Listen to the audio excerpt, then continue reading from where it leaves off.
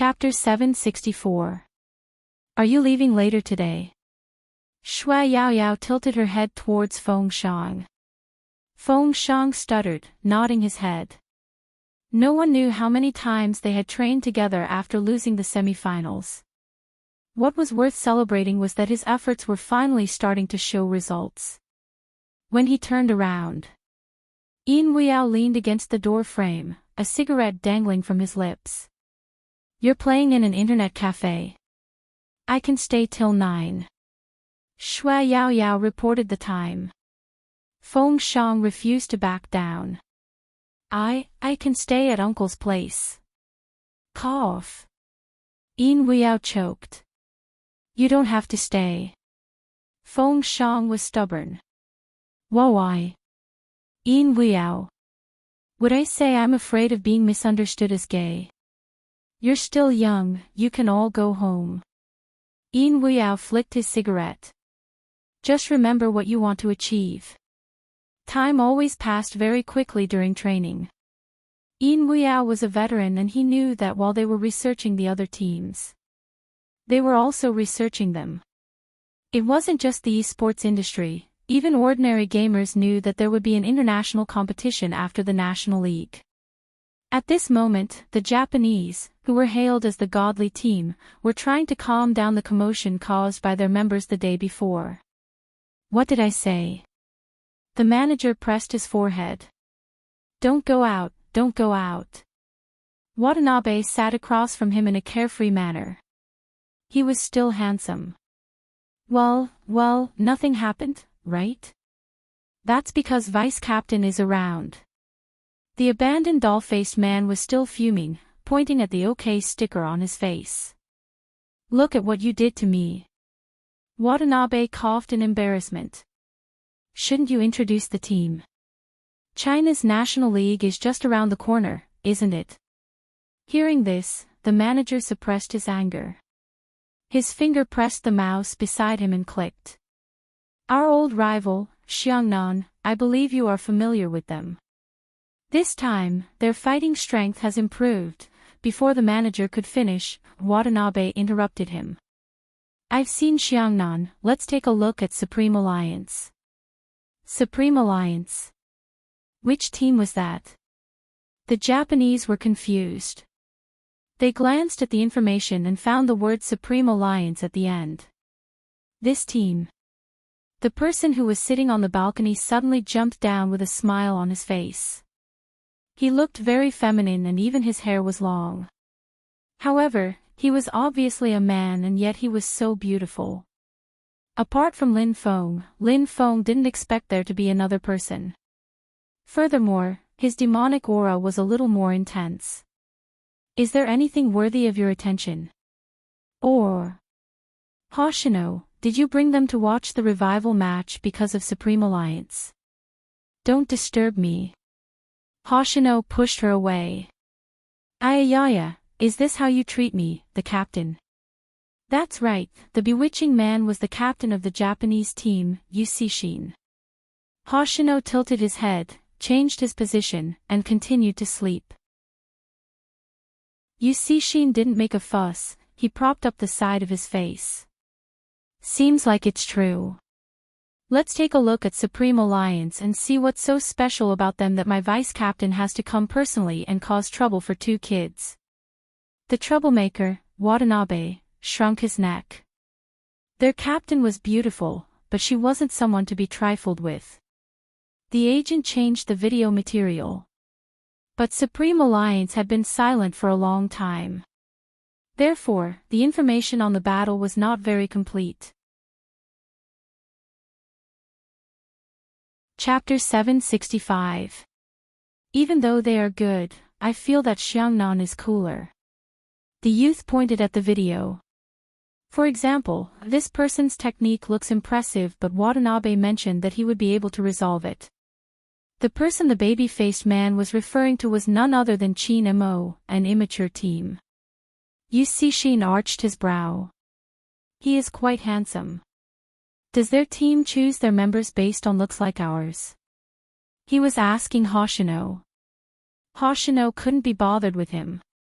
The youth looked as though he had suffered a huge blow. Based on looks. Not based on ability. How is that possible? Don't worry, you aren't in the range of looks. Watanabe reached out and patted the youth's shoulder. You aren't that good looking after all. The youth. F***ck, he really wanted to kill his teammates recently. But. Yu Cixin stood up. He looked like a king when he looked down from above in his uniform. We'll worry about them when they defeat Xiangnan. His captain was implying that Supreme Alliance couldn't defeat Xiangnan. Captain, do you think they are too weak? Yu Cixin laughed. How is that possible? The most handsome one is amazing. Ayaya, it would be great if we could poach him over. The youth, a newcomer like the youth, probably didn't understand Yu Cixin's words. But Hoshino could understand it. Supreme Alliance. A portion of the members were too weak. During the revival match, they realized that they couldn't come out. During the National League, this would be the most fatal. The sunlight dimmed slowly. He was an esports professional player. Especially as the vice-captain of a team. The only person who fell asleep while watching a professional battle was the youngster beside him. Qin Mo glanced over at the youngster whose head was on his shoulder.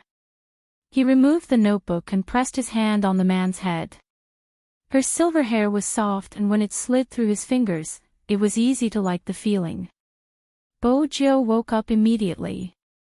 She rubbed her eyes with her fists. Do you want to drink water? Or do you want to eat? Or go to the toilet? I'm going to the toilet. Can you help me take off my pants? Qin Mo asked slowly. Bo Jiu's sleepiness disappeared instantly. How could the Almighty be so bad? When they were young, he would hug her and shake his adorable little head, telling her that he wasn't going anywhere. Her canine pet had changed. So cunning, black-bellied, and venomous, but Qin Mo didn't go anywhere.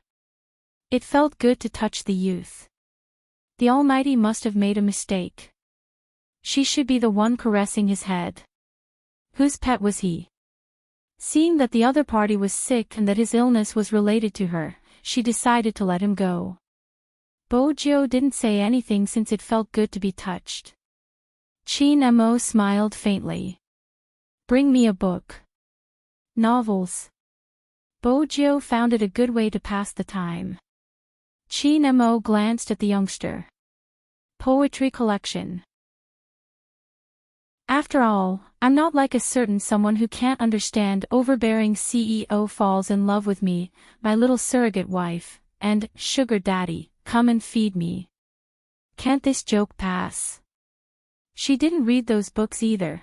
Bo Jiu jumped up, looking suave even when she got off the bed. Qin Mo watched as the youngster was sent away. He glanced over at the phone that had been vibrating. Chapter 766. It was impossible for Bo Jiu not to notice him fiddling with his phone. After all, she was more familiar with the sound of any electronic device than anyone else. But she felt that she had to leave some dignity for her sick pet. It was better to act as though she didn't know anything. Besides, the only thing the Almighty was avoiding her to talk about was the crime squad. Bo Jiu had her own ways of investigating people. For the time being, she didn't need to use any tricks to get information from the Almighty. Hence, after the notification disappeared, Bo Jiu casually picked up a book. Actually, the Almighty's bookshelf was filled with criminal psychology books and financial books. It wasn't easy to find anything else. Qin Mo placed his phone down, glancing at the book in the youngster's hands. You like this? It's all right. Bo Jiu didn't know the content. She just didn't want a certain someone to keep sending messages. That would make her hands itchy. Qin Mo chuckled. Pass me the book. Bo Jiu was obedient at this moment. She sat down and handed the book over, wondering if she should take one out for a look. or play hero on her phone. Unexpectedly, she didn't manage to do either. Just then, she heard the flipping of pages. Then came the low voice beside her ears. Qin Mo's natural low voice was especially alluring today, carrying a unique quality. I still like you, walking 8,000 miles with the wind, never asking when you will return. When these words rang out, Bojo glanced up instinctively. That was when she realized that the Almighty was reading the book in front of him. His voice was so pleasant to the ears. Bojo didn't interrupt, her eyes turning towards the flipped piece of paper. The low voice beside her ears was still there. I still like you, like an old city gate waiting for an old friend, standing alone. Her hands were indeed itchy. She watched as the person leaned against him, reading the poem. Bojo didn't know how many times she had told herself. Kidnapping this person would definitely be troublesome. But she still wanted to kidnap him. Bojo lowered her head as she thought about her plan. She didn't notice the warmth in Qin Mo's deep eyes when she lowered her head. When a certain someone stayed by his side obediently and read with him, she was indeed likable. This fellow was still the same as before, liking to stay by his side and listen to his stories. Wait a minute, why did he say it was the same as before? Qin Mo's thick brows furrowed, followed by an intense pain. The bone-piercing pain was simply unbearable. The book in his hand fell to the ground. The first thing Bojo did was press down on his head, panic written all over her eyes. Aunt Zhang, Aunt Zhang. Qin Mo reached out and held onto the youngster's wrist, his forehead covered in sweat. I'm fine. Bojo was still worried. She had never felt that she was clumsy, but at this moment, she felt that she couldn't do anything right. Is the temperature rising again? He touched it with the back of his hand and found that there was indeed a little. Qin Mo pressed down on her hand. His head wasn't hurting as much anymore, but there was one thing he was sure of. He needed to do a brain checkup. Qin Mo knew that this headache had nothing to do with his flu. It was the same last time. It suddenly hurt. Perhaps not all of a sudden. Chapter 767. Bojo noticed the Almighty's gaze and assumed he was still in pain. Hence, she started to massage his head gently. Some people. They were born with the dark side. But even so, in front of a certain person, they would retract all their thoughts. To Bojo, Qin Mo was that certain person. Childhood companionship was important. No one could explain it clearly. Madame Zhang heard the commotion and hurried over. Young Master Zhou, what's wrong? Brother Mo has a headache, could I trouble Madame Zhang to make a call? The Qin family should have a private doctor. Bojo didn't give Qin Mo a chance to speak. Madame Zhang didn't either. Her decision was the same as young Master Zhou's. At this moment, Qin Mo found it interesting. Why did this guy raise him like a glass doll? Because of their posture. Qin Mo reached out and held onto her waist. He did the same. Bojo was busy massaging the Almighty's head and didn't notice his actions at all. In Bojo's heart, she had always been the one taking advantage of the Almighty. It wasn't easy to change such a mindset. The private doctor came quickly since Qin Mo was already running a high fever. But there was something he was puzzled about. In the past, when young Master Qin had fainted from the fever, he hadn't said he wasn't feeling well. When it was extremely uncomfortable, he would just allow the doctor to insert needles and close his eyes to rest. Why did young Master Qin always say he wasn't feeling well? His fever was almost gone. When the private doctor heard the diagnosis, he suspected that there was something wrong with his medical skills. He glanced up, wanting to ask something. But just then, he met young Master Qin's warning gaze. He glanced at the good-looking youngster beside him, who was looking at him anxiously.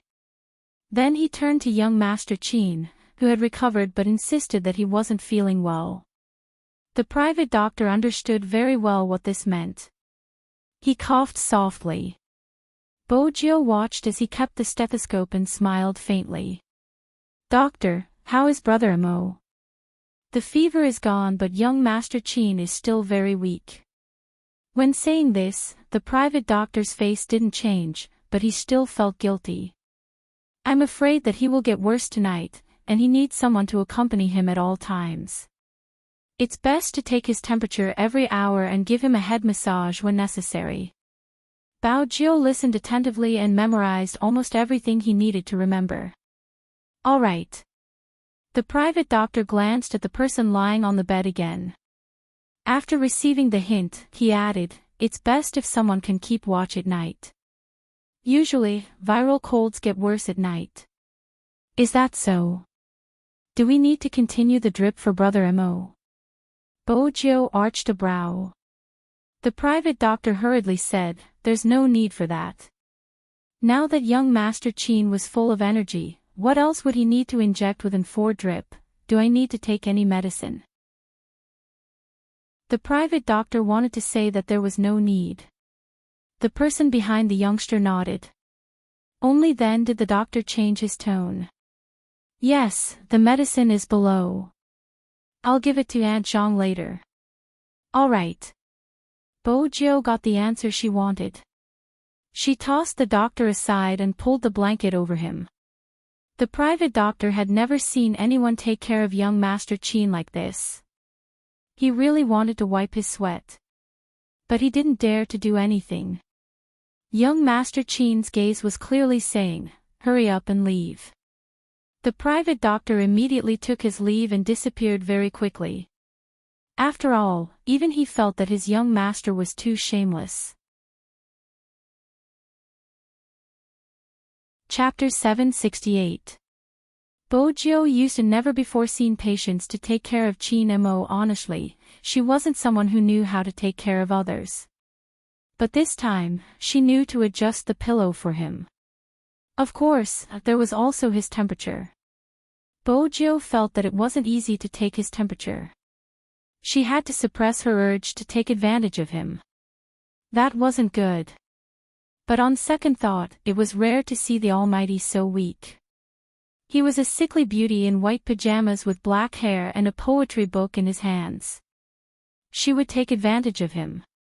Qin Mo lifted his lids, looking at a certain someone who had taken advantage of him and was smiling. He couldn't help but laugh. What was wrong with her? "What are you laughing at?" Bojiu tilted her head. Qin Mo arched a brow. "I'm laughing."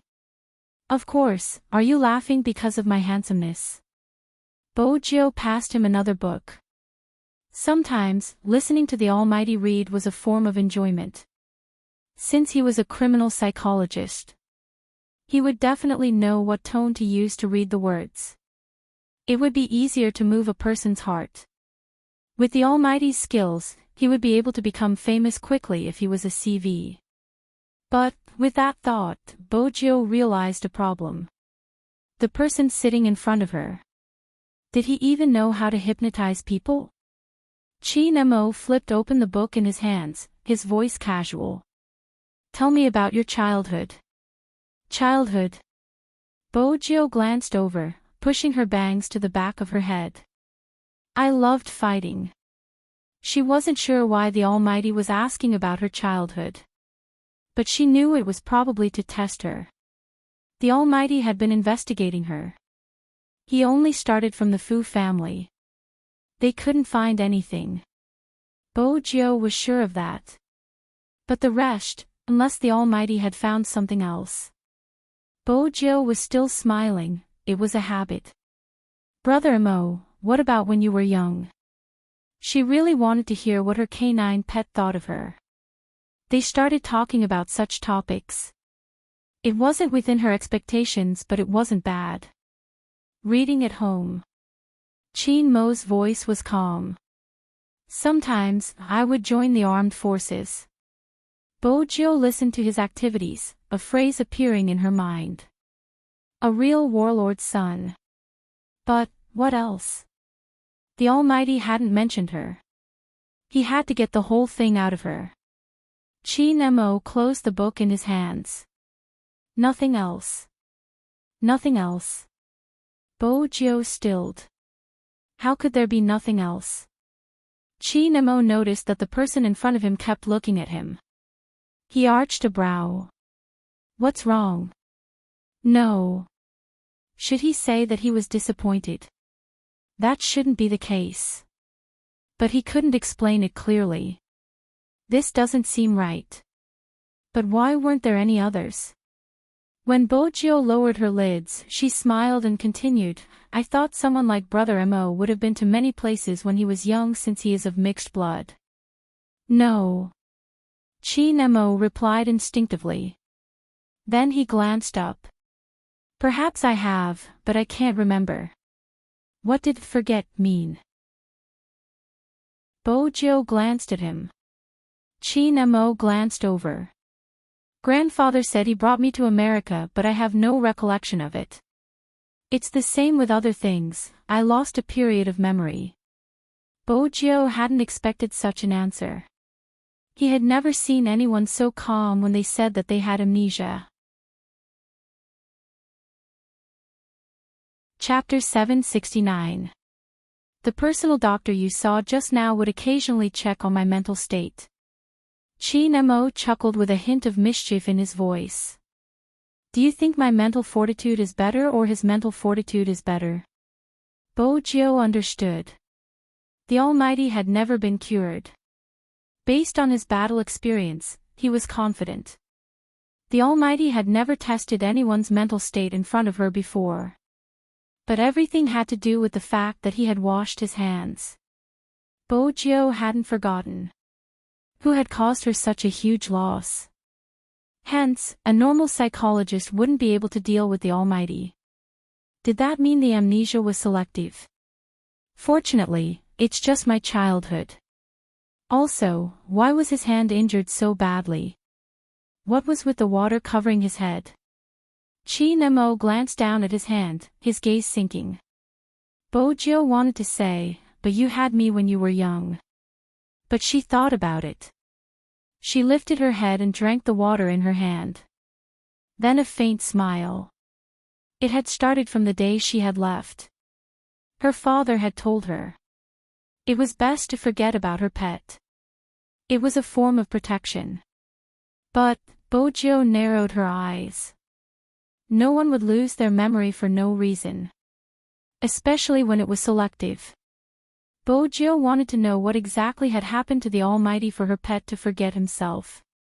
But there was a benefit. He couldn't remember.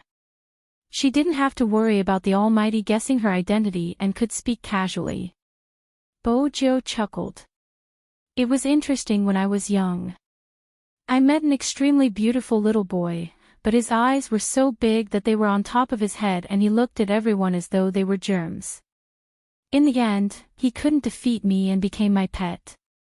He must have been afraid of the dark, otherwise, he would have chased me away when I went to disturb him at night.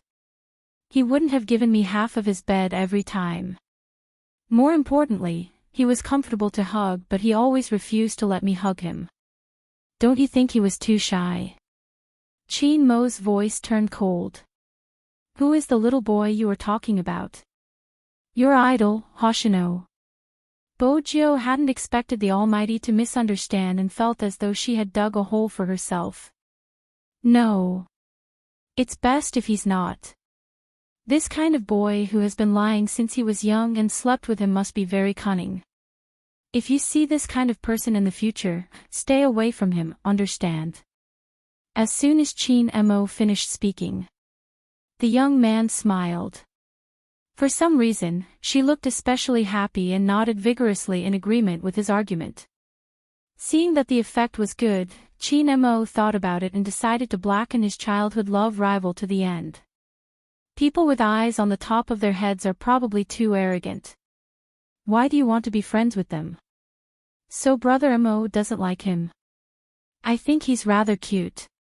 It was interesting to hear the Almighty ridiculing himself. Bojo cupped her cheek with one hand, her eyes narrowing into slits. Chi Nemo scanned the youngster. Cute. Ha, it's more like it's just a facade.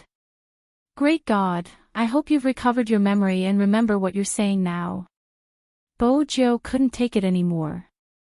She tilted her head and couldn't help but laugh. Only when he laughed. She still hadn't forgotten the most important thing. Who had caused her pet to become like this? Chapter 770. Time trickled by slowly. Everyone knew that the National League was coming. As long as the contestants could pass the exams, it didn't matter if they missed out on classes. Hence, that day, Bojo didn't go anywhere. She stayed at the Chin family's main house. No one knew, or rather, no one would deliberately think about where the young master of the Fu family was born. Even He Honghua had long thrown this matter to the back of her mind. After all, in her memory, the county hospital was still a small hospital. 17 years could change many things. In fact, even the floors had changed quite a bit. The address of the county hospital had also changed. No one could find that place. He Honghua didn't realize a problem. Hospitals in towns and villages were usually run by the state. For hospitals run by the state, the files would follow the change of address. However, it was indeed a waste of time and manpower to search for it. It wasn't easy for Wu Jin and Su Mei to find He Honghua's name from the 4 months of files. Wu Jin was smart and knew that it was a waste of manpower. She offered a high price and found some people to search with her. The director felt that it wasn't appropriate. But they were from the police. Besides, these weren't confidential documents. They were just born at a time and didn't say much. She let almost 10 people in. These people were quite happy. After all, such jobs were rare in the county. They could earn 500 yuan in a day's search. It wasn't a small sum. In the afternoon, the beautiful lady spoke again. The beautiful young lady spoke again. She said that it would be calculated by the piece. Whoever found it faster would get a raise in salary. This time, only the sound of paper flipping could be heard in the archives. Miss Wu is smart. Su Mei had always been clear of her position. Since she knew that Wu Jin couldn't be provoked, she naturally went along with her. Wu Jin glanced at her, flipping through the files in her hands. Let's see the results now. To Wu Jin. Some things could only be solved by spending money. Moreover, it could indeed increase efficiency. This had always been her strength. She knew what the system was like. And she knew it in her heart. This time, Su Mei had found her. The secret she mentioned should be able to completely destroy that gay. If not, he wouldn't have the guts to offend the Chin family. Wait until she dug out the secret. It would also be able to dissipate the hatred in her heart. Su Mei's eyes were also shining. All she needed now was one piece of evidence to prove her conjecture. If it was really what she guessed. That little country bumpkin had lost all his reputation. The National League would also reconsider whether or not he was qualified to participate. After all, his identity as a boy was a huge scam. The more Su Mei thought about it, the faster her hands moved. She believed that in another day, they would be able to find the evidence. Tomorrow, they would hire more people. Soon, they would succeed. Wu Jin thought so too. After all, no one could stop her from doing what she wanted to do. The hired workers were also thinking of ways to earn more money. But at this moment, for some reason, there was a commotion outside. The hospital director ran in, sweating profusely. Stop, stop. Chapter 771. The hospital director didn't speak. The temporary workers, who were still in a daze, saw a few people in camouflage uniforms rushing in. Even though they didn't have guns in their hands, no one dared to move in such a situation. The hospital director hurriedly went forward. The leader was a military officer. He looked at the director. "Are you the person in charge here?" "Yes." The hospital director had never seen such a situation before. His heart was pounding. The military officer gestured and the rest walked forward, guarding the files. "The higher-ups have given orders to find out how many newborns there are in the area. We will take over the information." Wu Zhen's eyes dimmed. Wu Zhen's eyes dimmed. It wasn't easy for her to find out. Why were the troops here? Su Mei was puzzled. What was going on? "Miss Wu, what should we do now?" She had been stabbed in the back by someone like that. What about the secret? Wu Zhen stood outside the door. Seeing her temporary workers being chased out, her face darkened. Her identity as a police officer was useless against the people in the army without negotiation from the higher-ups. These soldiers did not look like hospital directors, nor did they look like some of her colleagues. They were like a hard rock when it came to executing missions. They weren't affected by force or persuasion. If they didn't receive orders, the mission wouldn't end. It seemed like she had to use her connections. Wu Zhen glanced at the darkening sky. "I'll make a call." Most of the Wu family's connections were in the city center. Almost all of the directors were inseparable from the Wu family. A county-level military unit like this. It would be easy to find the Jiang family. The aristocratic families had connections. Since the Wu family and the Yin family were aristocratic families, their relationship with the Jiang family wouldn't be too bad. Wu Zhen thought about it. There wouldn't be any important missions in such a small place. Moreover, it was related to the livelihood of the people. There was room for negotiation. If Jiang Zue asked, it wouldn't be a problem for her to get the information of one or two people. After all, that person had a military rank on him. Jiang Zue received Wu Zhen's call on his last day in the Jiang family. Even though Mother Shui had promised Shui Yaoyao to stay outside, she would still call her daughter home on such occasions. Regardless of what was going on outside, the family had to maintain the basic liveliness. This was what Mr. Jiang had always emphasized. It could be seen that Father Jiang was in a good mood because he did not expect that his son, who had always been at odds with him, would sit there and eat without saying anything. Even though his expression wasn't great, it was much better than when Mother Shui had first met him. Because of this impromptu family gathering, Shui Yaoyao's training didn't last till the end. But even Mother Shui could tell that her daughter had never worked so hard before.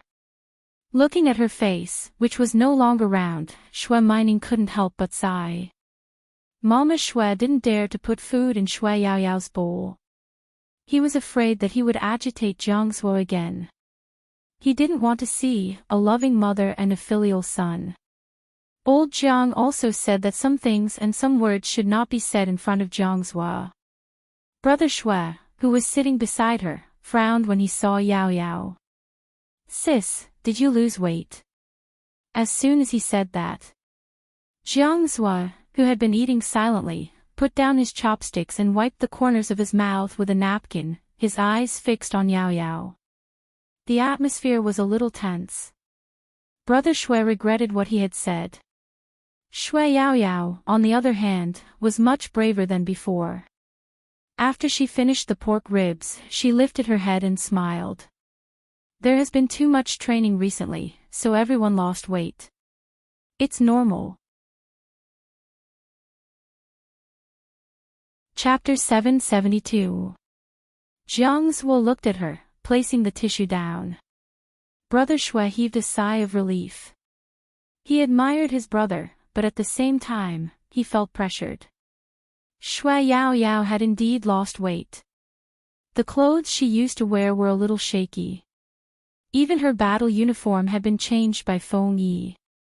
Every fat person who slimmed down would be a successful countervailing force. This sentence was indeed not wrong. Shui Yaoyao was originally very fair, but probably due to the exhaustion from training, she didn't wear her personal clothes. Instead, she wore a dashing uniform. To make it easier to play games, she changed her hairstyle. In the past, she used to let her hair down, the thick bangs making her look young. Now, she tied her hair into a high ponytail, her pure black hair complementing her beautiful eyes. Even Father Jiang smiled. Yao Yao has changed a lot, not bad, not bad. Mother Shui was gratified. She didn't come from a good background, but she understood the changes her daughter had undergone since she entered Supreme Alliance. Hence, even though she hadn't seen the Highness Zhou that her daughter had mentioned, deep down, she was grateful. Jiang Zuo was also looking at Shui Yaoyao, but his eyes dimmed. Just as he was about to say something, Wu Zhen called. He frowned, then stood up, looking like he was going to answer the call. The Jiang father and son had always had a knot in their relationship. Father Jiang looked at Jiang Zuo, sighing softly. Shui Yaoyao had finished her meal. She couldn't stand being in the Jiang family anymore. Since the main character had left, it wouldn't be rude for her to leave. If it had been in the past, Shui Yaoyao would have been disappointed to see Jiang Zuo answer a girl's call. But now, most of her thoughts were on training. Shui Yaoyao thought it would probably be better in the future. She glanced at the time on her phone. If she went to the internet cafe at this hour, she should be able to play with the uncle. Since Feng Shang was staying in the internet cafe, she couldn't be left behind. But she hadn't expected Jiang Zuo to walk out to the courtyard to make a call. It was in the direction of the door. Shui Yaoyao wasn't someone who would eavesdrop. But he was smoking, his phone placed there, as though he had pressed the speaker button. He could clearly hear the person on the other end of the line saying, "Brother Mo has been deceived and isn't clear about young Master Fu's background. I'm currently investigating. Don't you want to know his secret?" According to his stepmother, that person didn't lie to Brother Mo just a little. Even if you don't want to know, your sister can at least get some face from you. There are people from the military here. You can call them and ask them to show me the information. I won't take it away. How about that? Young master of the Fu family. Brother Mo. Secret. Deceive. Shui Yaoyao froze when she heard these key words. The lie he mentioned, could it be? Shui Yaoyao didn't know where the courage came from, but she walked towards Jiang Zuo. She snatched Jiang Zuo's phone and hung up. She realized what she had done. When she lifted her lids, she met Jiang Zuo's beautiful chin. The man still had a cigarette in his mouth. When he looked at her, there was a hint of coldness in his eyes. It was as if he was saying, "Are you crazy?" Chapter 773. Jiang Zuo had known Shui Yaoyao for a long time and naturally knew what she meant. "You're admitting that you took that photo to threaten me?" "Yes, I admit it." Shui Yaoyao clenched her fists tightly. "I'm despicable and shameless, but His Highness Zhou isn't. His Highness Zhou isn't like what Miss Wu said."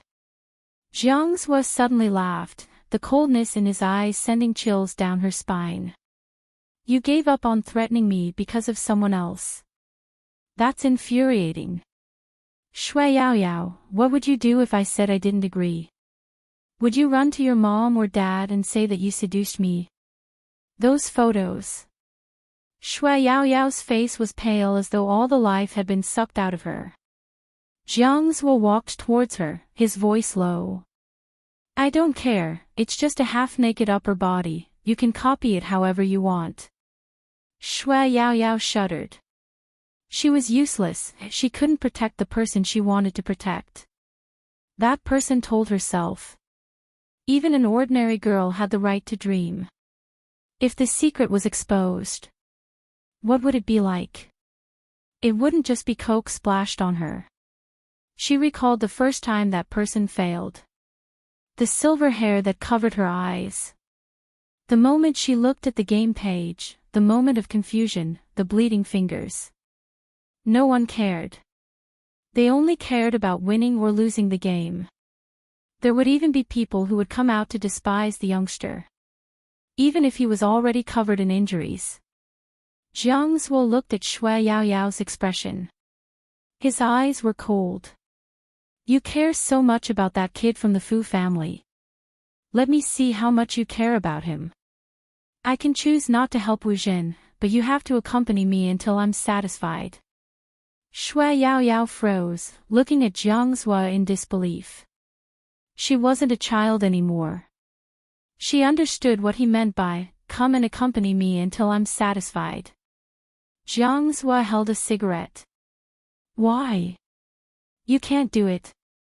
Don't force yourself if you can't. Shui Yaoyao watched as he took the phone from her palm and blurted out, I can. Jiang Zuo's fingers froze. Shui Yaoyao glanced up. As long as you don't help Wu Jin deal with His Highness Jiao and don't tell Almighty Qin about what happened today, I can. Ha! Jiang Zuo took a deep puff of his cigarette to suppress the unknown stuffiness in his heart. This is the rhythm of being an escort for the youngster he loves. Shui Yaoyao had always known how nasty Jiang Zuo's words were to people he hated.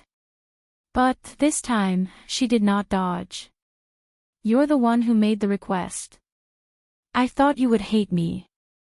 After all, you've always said that I'm dirty. I didn't expect you to make such a request. Jiang Zuo's smile turned colder. Shui Yaoyao, do you think I won't take revenge on you for sleeping with me? I asked you to accompany me just to get back at you. I know. How could he not know? Otherwise, it would be too difficult to explain why he made such a request. Shui Yaoyao thought that since it was a deal, there must be a time limit. When will you finish your revenge? Jiang Zuo extinguished the cigarette. Depends on my mood. Chapter 774. I'll use a year's time to make amends. After a year, I hope that you can find your own happiness and forget all the despicable things I've done. I won't appear in front of you again. Is that okay? Jiang Zuo clenched his fists, leaning over forcefully. He dragged Shui Yaoyao to the darkest corner of the yard and pressed her against the wall. Then he smiled like a playboy. My interest in revenge won't last for a year. You overestimate yourself, heh. I know, but there are some things that we have to make clear in advance. It's good for both of us. Shui Yaoyao took out her phone and opened the photo album in front of him. She found a photo of a sleeping beauty and quickly deleted it. Jiang Zuo watched her actions, the light in his eyes dimming. Fortunately, he was rational.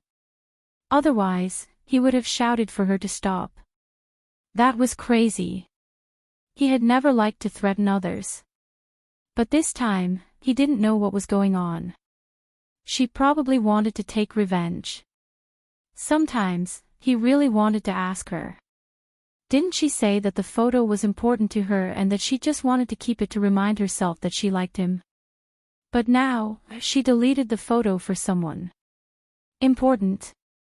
Actually, it wasn't important at all. Or had she found someone more important than him?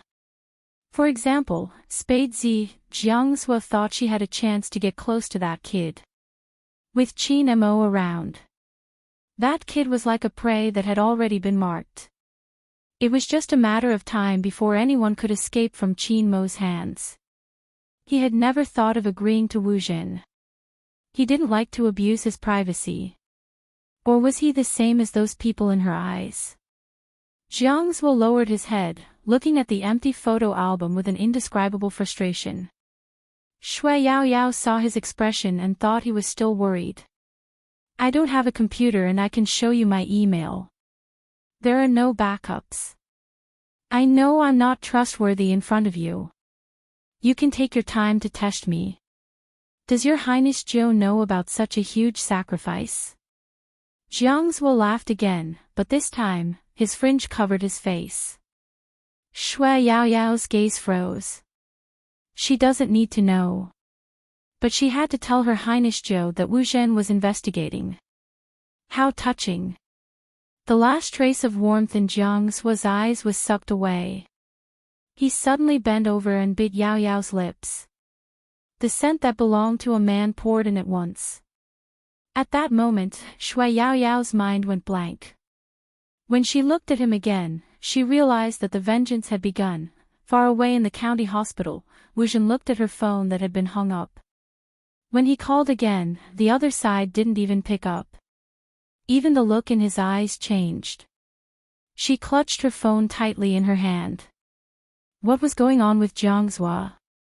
Su Mei saw that she could not get through and knew that something was wrong.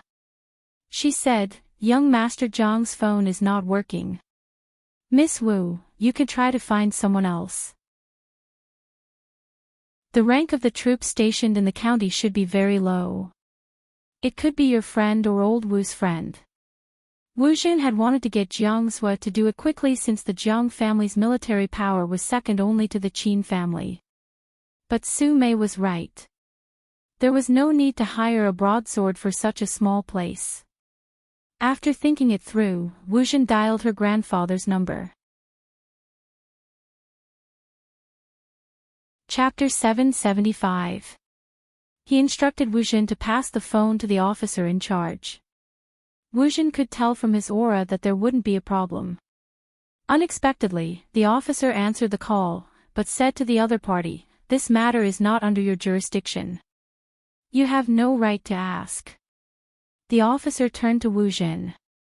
"Niece, your case is a little complicated. It should be the military investigating something. The other party isn't an ordinary soldier, you should come back." He was trying to persuade her. But Wu Zhen wasn't going to listen. She felt that his rank was too low. He was strong on the outside but weak on the inside. He couldn't even manage a small city. Wu Zhen tried to think of a solution. The leading officer swept her a glance. He took out his phone and sent a message. "Young Master, all the information has been sealed. I've asked the hospital director and Wu Zhen and Su Mei are looking for young Master Zhou's birth file. Once we find it, I'll seal it and send it to you. However, Wu Zhen is currently looking for someone and a military commander just called. Should I reveal my identity to ensure the operation continues?" When Qin Mo received the message, a certain someone was checking his temperature. Bo Jiu heard the phone ringing. When she unbuttoned his shirt, she arched a brow. "Aren't you going to look?" "I'll check your temperature first." Qin Mo replied calmly. The intelligent Bo Jiu quickly realized that it wasn't convenient for the Almighty to look at the message in her presence. Hence, she found an excuse to go downstairs since the Almighty would only be so guarded against her when he was investigating a case. At times, she was rather understanding. Bo Jiu picked an apple and bit into it, intending to give the Almighty some space to investigate. But that wasn't the case. She would never have expected Qin Mo to be investigating the birth of this body.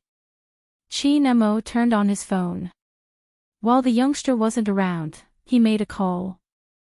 The Special Forces soldier picked up immediately. "Young Master. Don't reveal your identity, look for the file personally. Once you find it, don't look at it. As for the rest, let her cause trouble." Qin Mo's voice was calm. "After she causes trouble, uproot her connections and the Wu family.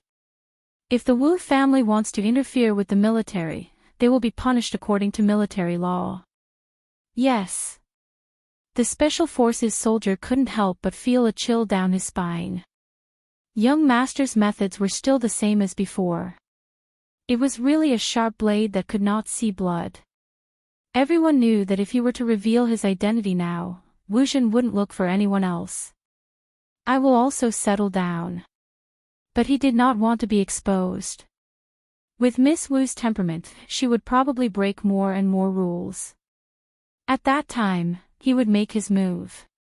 Indeed, even old Master Wu could not get her out of there. Of course, if she didn't make a fuss, everything might have turned around. Therefore, this was the cycle of karma. Wuzhen never believed in karma and only believed in power. In the face of money and power, who wouldn't give in? She threw money around, and someone would help her. Similarly, as long as she used her power, she would be able to make those soldiers who stood in her way return to the army. What she didn't expect was that when she asked the officer to answer the phone for the second time, the officer raised his eyebrows and said a few words to the other side of the phone before hanging up. Then, he added, "Miss Wu is suspected of bribery and obstructing our department from carrying out its mission. If there's any problem, we'll discuss it in court." Chapter 776. The military had always been swift in their execution. The moment he finished his sentence, someone pressed down on Wuzhen's hand. Wuzhen had never been treated in such a manner. In the past, she had been the one arresting others. Who could arrest her? She was the sole heir of the Wu family. "Do you know who I am? How dare you send me to the military court?" Wuzhen narrowed her eyes, her voice turning cold. "I'm here to investigate a case." "Since when did the military have the right to arrest a police officer?" "If you aren't clear about your duties, call your regiment commander. You won't be able to bear the consequences of offending someone you can't afford to offend." The soldier swept her a glance, his tone indifferent. "Miss Wu, you don't have to worry. What consequences can there be for me to carry out my duties? Instead, after being fired, you refused to hand over your badge and obstructed the military's mission. You even found a bunch of people to make me answer the phone. As a businessman, when can the Wu family command the military? Or does Miss Wu think it's fine for you to abuse your power with your family's power?" Wuzhen lifted her lids. "You're from the crime squad. Did Director Huang ask you to come?" She hadn't thought about Qin Mo. Because Wuzhen felt that she had done it without anyone knowing. Unless it was someone from the crime squad who had been trying to push her out, that was why they came up with such an excuse. She knew Fatty Huang didn't like her. Her grandfather had said that if Fatty Huang made her leave the crime squad, he would definitely find a chance to get revenge for her. Hence, Fatty Huang bore a grudge against her. Wuzhen narrowed her eyes, scoffing coldly. "I'm just here to investigate something. It has nothing to do with the crime squad. What right do you have to control me?" The soldier watched her, wondering how she managed to get into the police academy. She was an insult to the profession. "There's no need for the crime squad to control someone like you. Miss Wu, you've been pampered for too long. Have you forgotten that as an ordinary citizen, there's nothing you can and can't do? You've already been fired, yet you're still pretending to be a police officer. Miss Wu, do you think the Wu family will be able to bail you out? Don't worry, it won't happen again. Take her away."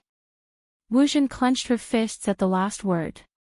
She wasn't done with the crime squad.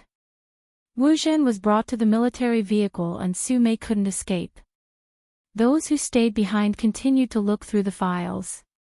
All of a sudden, only the sound of paper flipping could be heard. Piles and piles of files were carried in and carried away. There were very few people who knew about this. One of the characteristics of the military was secrecy. The director of the hospital was not stupid. Of course, he would not do such a thing. What's more, he had heard enough. The people who came to find him at the beginning were no longer from the police. From the looks of it, he was making things convenient for someone who shouldn't be making things convenient, so he didn't dare to say anything else. With a bunch of soldiers standing in front of him, his legs went soft. But what exactly were these people investigating? He couldn't figure it out no matter how he thought about it. The night deepened. Qin family, main family. The armed policemen were still standing outside. From the inside of the house, he could even see the sentries standing guard. There are so many armed policemen stationed here. Why aren't they giving people a chance to kidnap them? Bojo placed one hand in her pocket, tossing the apple core into the bin as she muttered to herself. Madame Zhang thought Bojo was looking at something. She tilted her head and glanced over. Then she smiled. Young Master Zhou, do you think the courtyard is too quiet at night? That's right. Bojo lifted her lips, calm and composed. She didn't reveal her intention to kidnap them at all. Madame Zhang held a plate of freshly cut oranges in her hands. She must have seen Bojo munching on the apple and couldn't help cutting a plate of oranges. She knew young Master Zhou had a big appetite. I think it's too quiet too. Fortunately, young Master Zhou is here. Madame Zhang couldn't help but smile as she spoke. Madame is rarely at home and boss is always in the army. Young Master usually eats alone, so there aren't many lively times at home. But it's different now that young Master Zhou is here. Young Master's appetite is obviously much bigger than before and he even smiles occasionally. Even though young Master doesn't say it, as a servant, I know that young Master likes young Master Zhou's presence. Even Madame is very grateful to young Master Zhou for accompanying young Master. After all, young Master's personality is indeed difficult to get along with, so I hope that young Master Zhou can be more forgiving in the future. Bojo took the oranges from Madame Zhang's hands and smiled lightly. Madam, don't worry. I'm the kind of person who knows what I'm doing. I know how Brother Mo treats me. Similarly, how important that person was to her. She knew it clearly. There were many things. She didn't want to scheme anymore and she didn't want to be on guard anymore. If it had been someone else, she would have made sure nothing would go wrong. But that was Qin Mo. That was the Qin Mo who had accompanied her for 3 years and 2 months when she was young. That was the Qin Mo who wanted her to kidnap him and leave without a care for anything else. That wasn't someone else. Bojo fiddled with one of the oranges. If she was destined to live in darkness for the rest of her life, she hoped that the lamp named Qin Mo couldn't be extinguished. Even if they became enemies one day. He was also the most important person to her and the person she couldn't bear to drag into the darkness to accompany her. Madame Zhang watched the gentle smile on the youngster's face and heaved a sigh of relief. After all, young Master hadn't seemed happy when he had returned yesterday. I'll have to trouble young Master Zhou to take care of young Master today. Honestly, I was shocked when young Master Zhou appeared in the morning. Speaking of which, young Master Zhou, how exactly did you come in? I clearly remember that I locked all the doors. Bojo touched the bridge of her nose. In order to maintain Madame Zhang's impression of her as an understanding person, she didn't want to tell her about climbing the wall. Bojo changed to a more tactful way of saying, the back door wasn't locked. You must have forgotten, back door. Madame Zhang was still trying to recall. Bojo had already carried the oranges upstairs. Hey, wait, young Master Zhou, where's the back door? Of course, Bojo wouldn't turn back. How was she going to explain? Besides, she had been plotting to kidnap the Almighty just a moment ago. If Madame Zhang found out about her thoughts, she would never dare to trouble her young master again. Bojo didn't have free hands. She lifted her legs and bent her knees to push the door open. Qin Mo heard the commotion outside. He glanced up, replying leisurely, "What is it?" The wall-jumping scholar can't take it anymore and is about to be exposed. Bojo thought to herself, what's the big deal about being a wall-jumping scholar? She placed the oranges down elegantly and reached for the 2 laptops. I won't be exposed for now. As long as there aren't any cameras outside, I'll be safe. Qin Mo watched the youngster, his lips lifting. Bojo felt that his expression wasn't right. She paused. So, there are cameras. The Almighty's reply was to take the remote control and press the power button with a smile on his face. The internet-connected television was switched on. Bojo couldn't possibly not recognize the figure on the screen. It was obviously herself. But the cameras were well hidden. She had intentionally avoided the cameras outside. She hadn't expected there to be another one. She didn't need to guess to know who it was. As compared to the school's wall, the height of my room isn't much to you. When the Almighty spoke, he never forgot to bring up some dirt on her. Bojo was already used to it. She sat there with the Almighty and admired her dashing figure. She had wanted to confirm the position of the last camera. Chin Mo was watching too. Compared to Bojo, he was more focused on the moment the youngster reached out her right hand to grab onto the wall. Her fair waist was exposed. It's pretty. Bojo assumed the Almighty was referring to her skills. She didn't think much about it. Since it was a dark history, she wanted to delete it. The Almighty was one step ahead of her and pressed save. His action was very casual. Bojo couldn't understand why the Almighty would keep the video of her climbing the wall. It seemed like he was collecting her dark history. For instance, the next time he called her a scholar. The Almighty had allowed her to watch the video. However, Bojo was still too naive. The reason why Chin Mo kept the video wasn't just to leave dark history behind. More importantly, there was a particular scene that made him feel, the moment his eyes sank, Chin Mo's throat moved slightly. In the end, it took a lot of patience. Only then did he suppress the rising thoughts, including the dashing movements. He just wanted to press the youngster onto the ground, pull up the irksome uniform, open the back of the t-shirt, and bite her fair waist and back. He wanted to see her trembling, struggling, unable to support herself, crying and begging for mercy. Chin Mo didn't forget that he was pretending to be a patient. He gulped down a mouthful of water and turned off the video. His handsome side profile didn't reveal any of his thoughts. Tomorrow was the first match of the National League. Bojo grabbed both laptops, wanting to use this chance to perfect her adjustments. Brother Mo, let's play. Pass the game. Chin Mo arched a brow. Bojo smiled. PK, the Almighty had always been an opponent that people wanted to challenge. Be it in the game or in real life. Chin Mo swept the excited youngster a glance. I'm not playing. Why? Based on the way the Almighty had added her in the past, he didn't seem like someone who didn't want to win.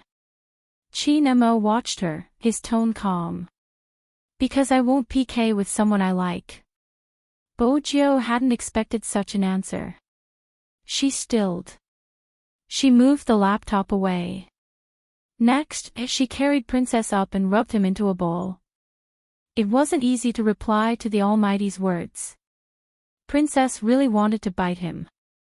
*CK, he wasn't a plush toy, he would have a temper if he rubbed him like that. Chin Mo watched her actions, his lips curved upwards. He placed the laptop aside. Come over, take his temperature. Didn't I just take it? Bojo finally let go of Princess. Giving a male cat a pigtail was an insult to its bloodline. Princess was furious. He walked a few steps forward valiantly. When he realized his reflection in the mirror wasn't bad, he stopped clawing at Bojo. Chin Mo glanced at his stupid cat before returning his gaze to Bojo's face. It's fine if you don't take my temperature. Go get a towel, my body temperature seems to be rising. Bojo immediately reached out to touch Chin Mo's forehead. It wasn't hot. But even if it wasn't hot, she had to take good care of him. Her pet had always been weak and sickly since young.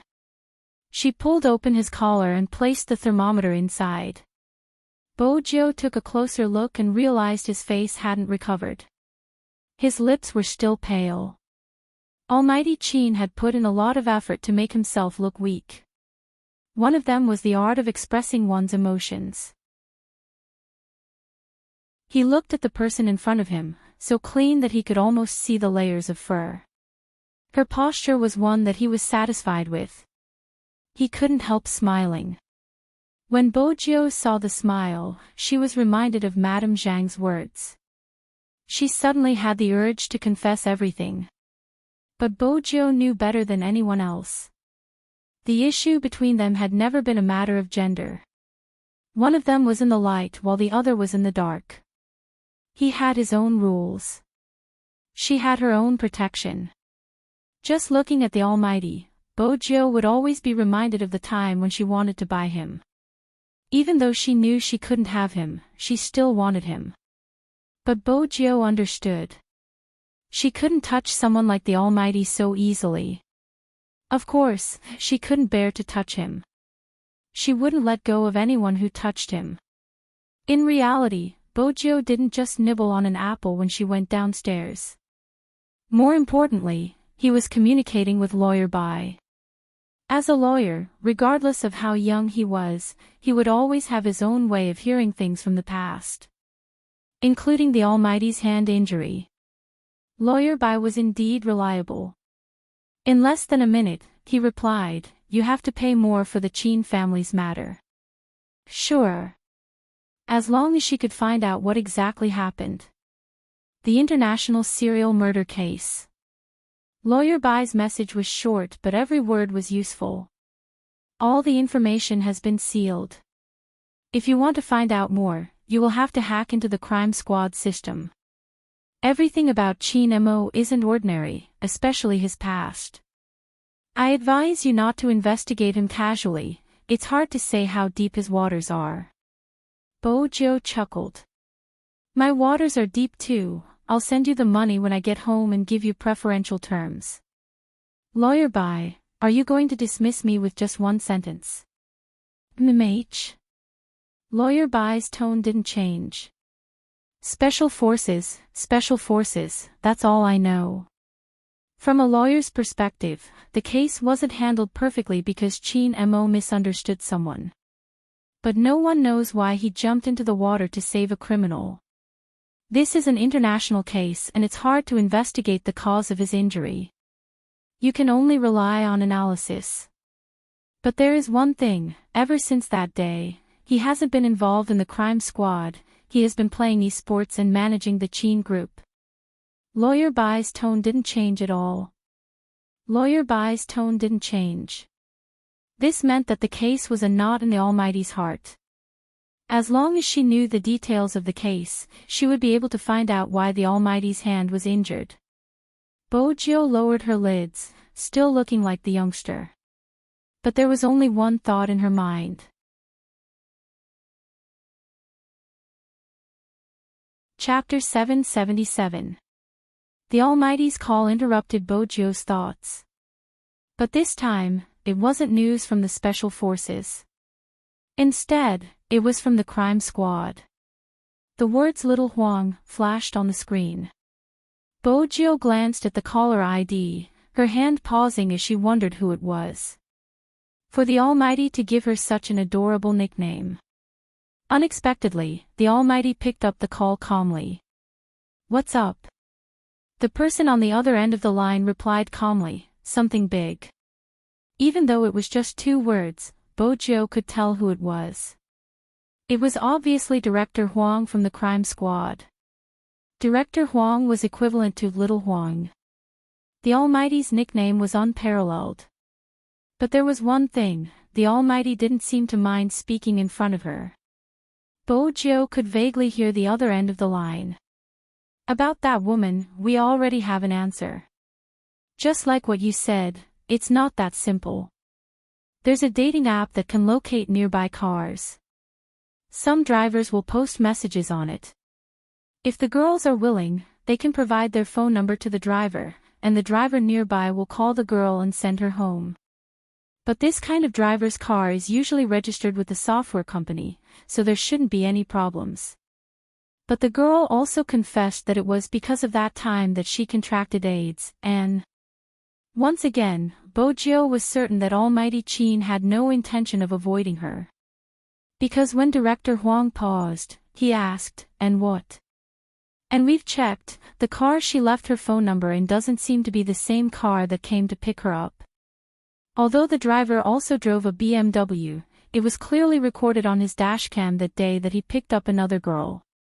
After sending her home, he also went home, so we ruled out the possibility of that person committing the crime." After the people below told the woman about this, she was in a bad mood. She said she didn't expect that note to be real. Qin Mo's gaze sharpened. "What note?" "There was a note left at the hotel." At first, she didn't pay much attention to it.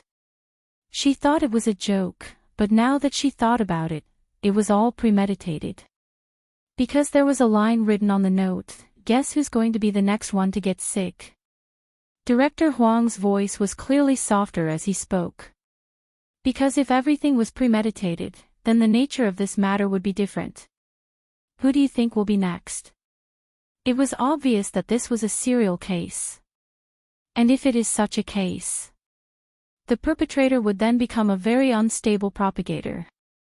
The AIDS in his body was his best killing weapon. Bojiu had wanted to display her professionalism and respect the Almighty's privacy.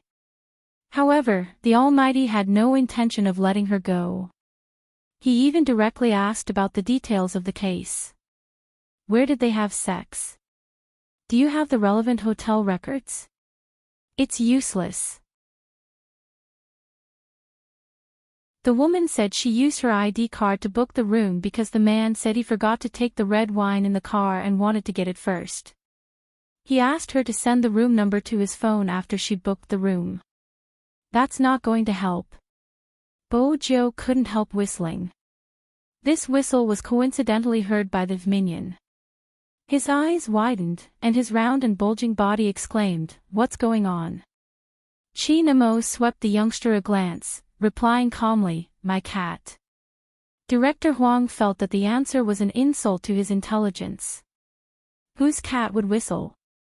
Just as he was about to question him, a cat's meow came from the other side. Bojiu pulled Princess over, caressing him.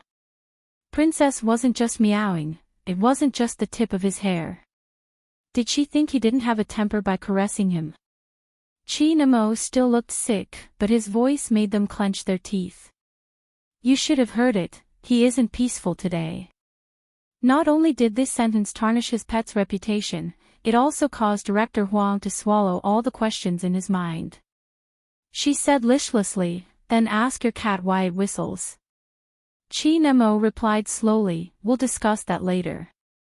The hotel corridor didn't capture the man's face. "No, it's not because he was in disguise, but because there were too many people at the hotel that night. He followed a lot of people into the elevator, and after he got out of the elevator, he kept his head down, so the cameras didn't catch anything." Director Huang clenched his teeth. It was obvious how much of a headache this case was for him. Qin Mo replied faintly, "Got it." He prepared to hang up. Director Huang sighed. "Can't you give me some psychological profiling so that I can arrest him?" "Yes, I'll send it to you later." With that, he hung up and looked at the youngster in front of him. "Tell me, why did you whistle just now?" Bojiu smiled faintly. The two of them went to the hotel and the girl paid the bill. The man is either handsome or rich. Oh. Qin Mo arched a brow. "What do you mean?" Bojiu placed her laptop down. "For example, handsome men like me and brother Mo, there are many who want to give birth to our babies. If they can sleep with us, they wouldn't care about the money." It was the same logic as if the Almighty was willing to be kidnapped by her but she had to leave a sum of money behind. Compared to the money, the Almighty was more important. "Tell me about the second scenario." The youngster leaned against the balcony and sat on it. That posture was very handsome. She lifted the corner of her lips, and the mole under her eyes was very obvious at that moment. The girl thinks that the guy is too rich, so she wants to cast a long line to catch a big fish. That's why she doesn't care about the small things, because she thinks that the guy will give her more than that. Brother Mo, you're a psychology major, so you should be able to guess what I'm saying. Besides, your phone's volume isn't low, and it's impossible for a boyfriend and girlfriend to make an appointment through a dating app. So, the first thing to eliminate is the possibility of an intimate relationship between the two of them. That leaves only handsomeness and money to make the girl pay for a room, but I guess the latter is more likely. Chi Nemo glanced up, gesturing for the youngster to continue. Bojo tilted her head, exuding the devilish aura of a playboy. If I was the one getting a room with a girl, I definitely wouldn't think of bringing red wine. This is the style of a rich person, driving a luxurious car with a bottle of good wine. It would be best if the clothes on her body were expensive as well. That way, more people would be hooked since some girls care about such things. I'm guessing that the victim must have a strong sense of pride. Her monthly salary isn't enough, but she would spend $2,000 to $3,000 on cosmetics and $10,000 to $20,000 on luxurious items. She wants to be a phoenix without sewing. These are the most basic thoughts of a person. I can't judge if it's right or wrong, but it's obvious that the culprit is targeting this mentality of the girl. Because these girls aren't guarded against the rich, they would sleep with him on the first day. Bojo had never imagined that one day, she would be sitting together with the Almighty to discuss a case. Furthermore, they would be acting as friends. It was a unique experience and feeling. It was easy to feel a sense of excitement that she had never felt before. But very quickly, the excitement was extinguished by the Almighty's words. What if you were the one getting a room with a girl? Chi Nemo tilted his head, his voice cold. I didn't know you had such thoughts. Bojo paused, feeling a little guilty. It was just an analogy. It seems like you aren't good at physics, you should start learning Chinese again. Chi Mo's gaze didn't warm up. Who taught you to make such an analogy? Bojo felt that it was better not to talk about academics. Bojo felt that it was better not to talk about academic matters. She leaned closer to him and smiled. Brother Mo, isn't it about time for your psychological profiling? Since she had taken care of him for the past 2 days, Chi Mo's coldness dissipated.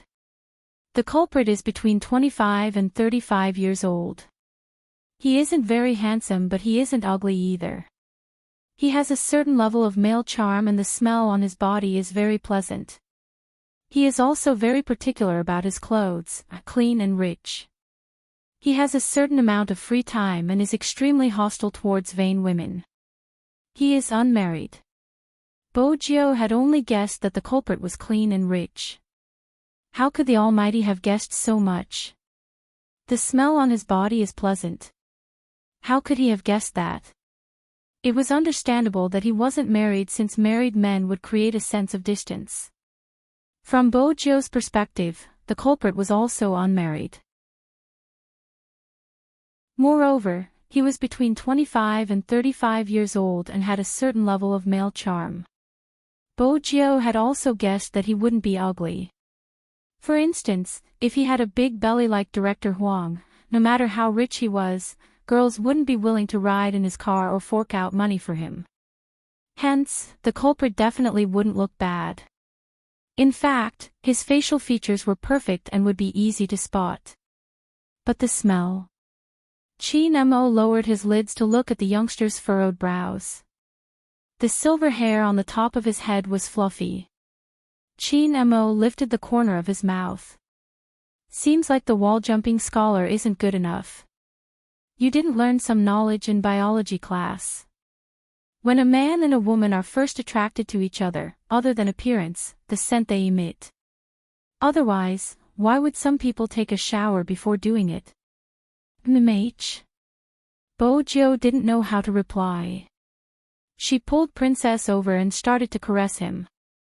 Who would learn such things in biology class? Besides, other than the Almighty, no one would use such a method to analyze a case. This is going to be a troublesome serial case. It's obvious that the culprit's IQ isn't low. He's thought through everything thoroughly. I'm guessing that the original phone number has become a useless number that no one picks up. Bojo's efforts weren't in vain. Chin Mo sat on the pure white bed, his brows arched. Director Huang didn't mention anything about the phone not being able to reach him. I guessed. Bojo didn't avoid Chin Mo's probing. It's simple. If I were the culprit, I would prepare some tools. Every time I make an appointment with someone, the SIM card for the day would be rendered useless. After changing to the next target, I would use a new number to contact them. Even though the official SIM cards are all registered with real names, there are still ways to get one that doesn't require one's real name. The car plate would probably be tampered with as well, something that can be learned with a little money. Besides, the culprit would only appear on weekends when traffic is heavy. It wouldn't be hard to pass it off as real. Chin Mo fiddled with the lighter, his voice calm. Not a bad theory and concept for the culprit. Such a compliment was enough to make one break out in cold sweat. If it had been anyone else, they would have felt guilty. Bojo knew she couldn't back down at this moment. With the experience from the previous live stream, it is indeed easy to guess. There was a smacking sound. Chin Mo kept the lighter, smiling at the youngster. You are hinting that the culprit isn't a newbie. It's never tiring talking to Brother Mo. Bojo threw herself onto the bed, placing her arms behind her head. She knew the Almighty wasn't suspecting her anymore and could focus on the case. But I can't eliminate the possibility that someone is teaching him to do it. Before she could finish, Chin Mo spoke. He might be sick, but he was still behaving like a rich young master, exuding an aura of abstinence. Bojo chuckled lightly. That was indeed what she wanted to say. It's a dating app, the messages are public but the girls' phone numbers aren't. Of course, it's easy for us hackers to find out, but it isn't easy for an ordinary person. This time, Chin Mo didn't reply. Instead, he reached for his phone and dialed. Once again, Bojo saw the words Little Huang. She wanted to know what Director Huang's thoughts would be after he found out about his nickname. Director Huang couldn't be bothered about that now. When he saw that it was Chin Mo, he was filled with excitement. Is the answer out? Serial murder case. Chin Mo's voice was calm and emotionless. The mastermind is Z, it wasn't just Director Huang. Even Bojo stilled. Z was the mastermind. Bojo arched a brow. That theory, combine the maiden sacrifice and this case into one. Chin Mo's gaze was heavy. I will send the psychological profile of the culprit to your email. Find the culprit according to the criteria. I don't care how you do it, tell the public not to make casual appointments. Director Huang replied, that's easy to say, but aren't you overthinking this matter? The maiden sacrifice was initiated through the forums, but this time, it's through an app. I don't think they're the same. Both cases are carried out through the internet and the victims are all female. All of the culprits' information will reveal their psychological activities and they are all related to sleeping. The only difference is the method of sleeping, but the nature is the same.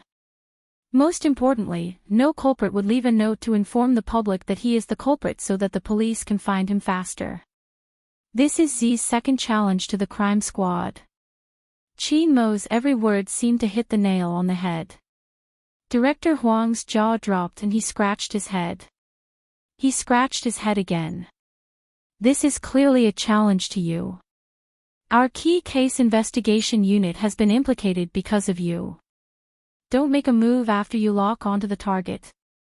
I will send someone to contact the culprit and find Z. Chin Mo hung up once he was done. He didn't give Little Huang a chance to react. Bojo felt that it was time to recommend herself. Brother Mo, what do you think about me contacting him? My hand speed isn't bad. Since it concerned her impersonator, she had to be more proactive. Chin Mo kept his phone, replying lazily, no. All right. In that case, she could only follow the people from the Key Case Investigation Unit. She respected her pet's decision. But it wouldn't clash with her methods. Chi Nemo tilted his head and glanced at the youngster lying beside him. His tone carried a hint of warning. Behave yourself. If I catch you again, you should know the consequences. Brother Mo, where's the trust between humans? Bo Jio sighed deeply. It has been a long time since I've messed with the internet. Do you know what it means to a hacker? It's the world of lousy hackers. Even though he knew the youngster wouldn't be telling him the truth. The corners of Chin Mo's lips lifted when he saw the depressed look on her face. Bo Jio lifted her lips, hopping off the bed to take a shower, but she didn't forget to bring her phone. She closed the bathroom door. The first thing she did was to turn on the noise-canceling shower. Amidst the sound of the shower, the youngster lowered her lids, her long fingers pressing on the screen. Her dark eyes were unprecedentedly bright, the letters turning into strings of words. Follow the crime squad member, hunting operation commencing, Z. She raised her hand and sent the message. Bo Jio tugged off her uniform. The next thing she heard was the sound of water splashing. It was dark outside the window. But for the esports players, they could only feel it when they played at night. Ding! The sound of an email rang. Watanabe glanced at the person reading a comic on the floor behind him. Vice Captain, your phone is ringing. Hoshino glanced down. When he saw the line of words, he moved his fingers, choosing to delete it. Even the traces were erased. At this moment, he just realized it. Z was really back. He wasn't sure when. It started to rain again. In a remote county hospital, the sound of documents flipping continued, suppressing the sound of the rain. Fortunately, they were all soldiers with good physiques. They weren't afraid of the cold in the archive room. If it had been an ordinary person, they would have been exhausted. The Special Forces soldier was there too. Since it was an order from young master, there couldn't be any mistakes. With him around, he felt that this matter was reliable. But it was undeniable that there were too many documents to check and they could only rely on manual labor. There weren't any shortcuts. Just when he thought they would have to check for another night to find what they were looking for, a voice rang out. Chapter 778. The night sky was accompanied by a light drizzle, each drop sending chills down one's spine. Su Mei and Wu Zhen, who were sitting in the back row, had never suffered like this before. The former claimed to be cultured, but she had always been a mistress and enjoyed the pleasures of a ready-made woman. The latter's background meant that she wouldn't suffer much. Su Mei was still wearing a dress. She hadn't felt cold since she had been in a heated room previously. Now, she was a little irritated from the cold. The garrison in this small place wasn't the same as some of the well-known troops. It was really an insanely poor place. At the thought of how He Honghua had given birth to the little bastard who had been at odds with her, Su Mei felt indignant. Su Mei's heart was filled with unwillingness. Why was a country bumpkin living better than her? She was a highly educated person. Su Mei wasn't the only one who couldn't sit still in such a situation. Even Wu Zhen's expression was extremely ugly. What was the crime squad trying to do? Why did they have to stare at her? She would be able to get her police badge back in a month. With this ruckus, it would definitely be difficult for her to be transferred to the same rank. The most important thing was the secret. Wu Zhen narrowed her eyes, sweeping a glance at Su Mei who was still throwing a tantrum. What exactly is it that makes you think you can take down that ungrateful gay from the Fu family? Now that things have come to this, can't you give me an answer now? Su Mei looked up and paced back and forth before saying, I always felt that He Honghua had a problem. At that time, she was still a shareholder of the Fu Corporation and had the right to enjoy a good environment for childbirth, but she just disappeared for 3 months and chose to give birth in a small county town. I was also pregnant at that time, only 5 months later than He Honghua, but in such a short time, she came back with a boy. If it weren't for that little country bumpkin, Fu Zhongyi would have left all his belongings to my son. It was all because Fu Zhongyi was blinded by his son and I was pregnant, so I couldn't give him any advice, so he gave me the cold shoulder at that time. Fortunately, that little country bumpkin didn't live up to his expectations, otherwise, I really wouldn't know how to get his attention back. At that time, I wanted to get someone to investigate, but later on, I hired a private detective. He said that when He Honghua gave birth, she found a friend of hers to help her deliver the baby in the county hospital. They even did some confidential work, but I couldn't find out who that friend was, but according to the nurse who accompanied her during the delivery, He Honghua.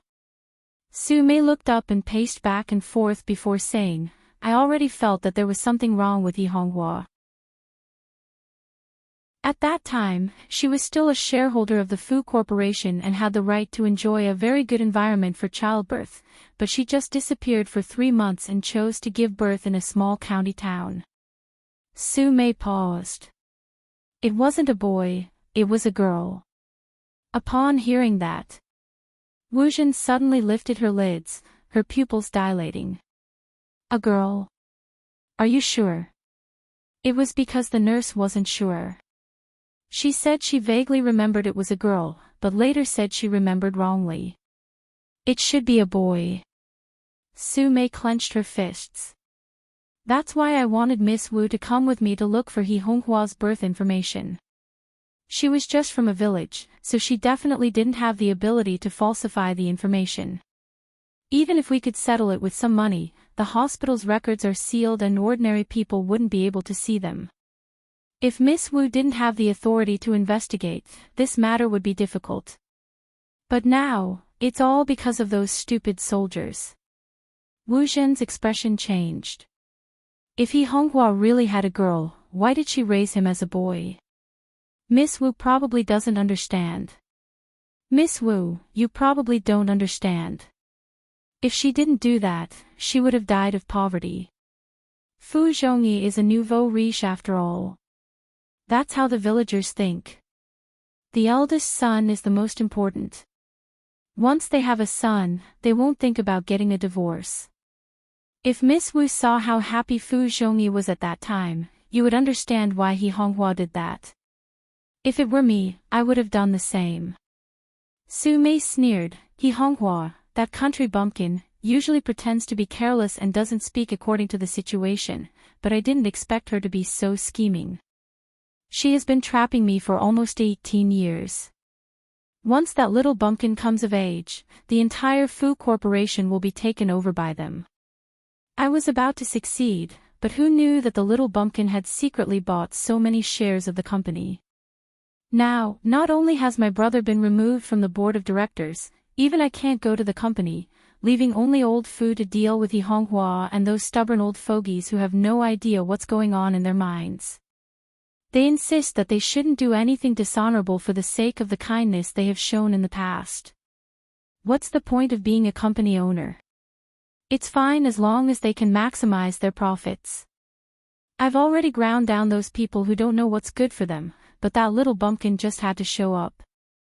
I really didn't expect that he would come back from the ashes. Now, this is the only way to bring that little bumpkin down. If he's really a girl, he'll definitely be eliminated from the national contest because of his fake identity. At that time, not only will he not have a share in the company, but his fans will also join forces to scold him. After all, ever since that little bumpkin came out, there has been a lot of bad news about him. Wu Zhen understood everything Su Mei said. And if the gay was really a girl, Brother Mo wouldn't treat him the way he did now.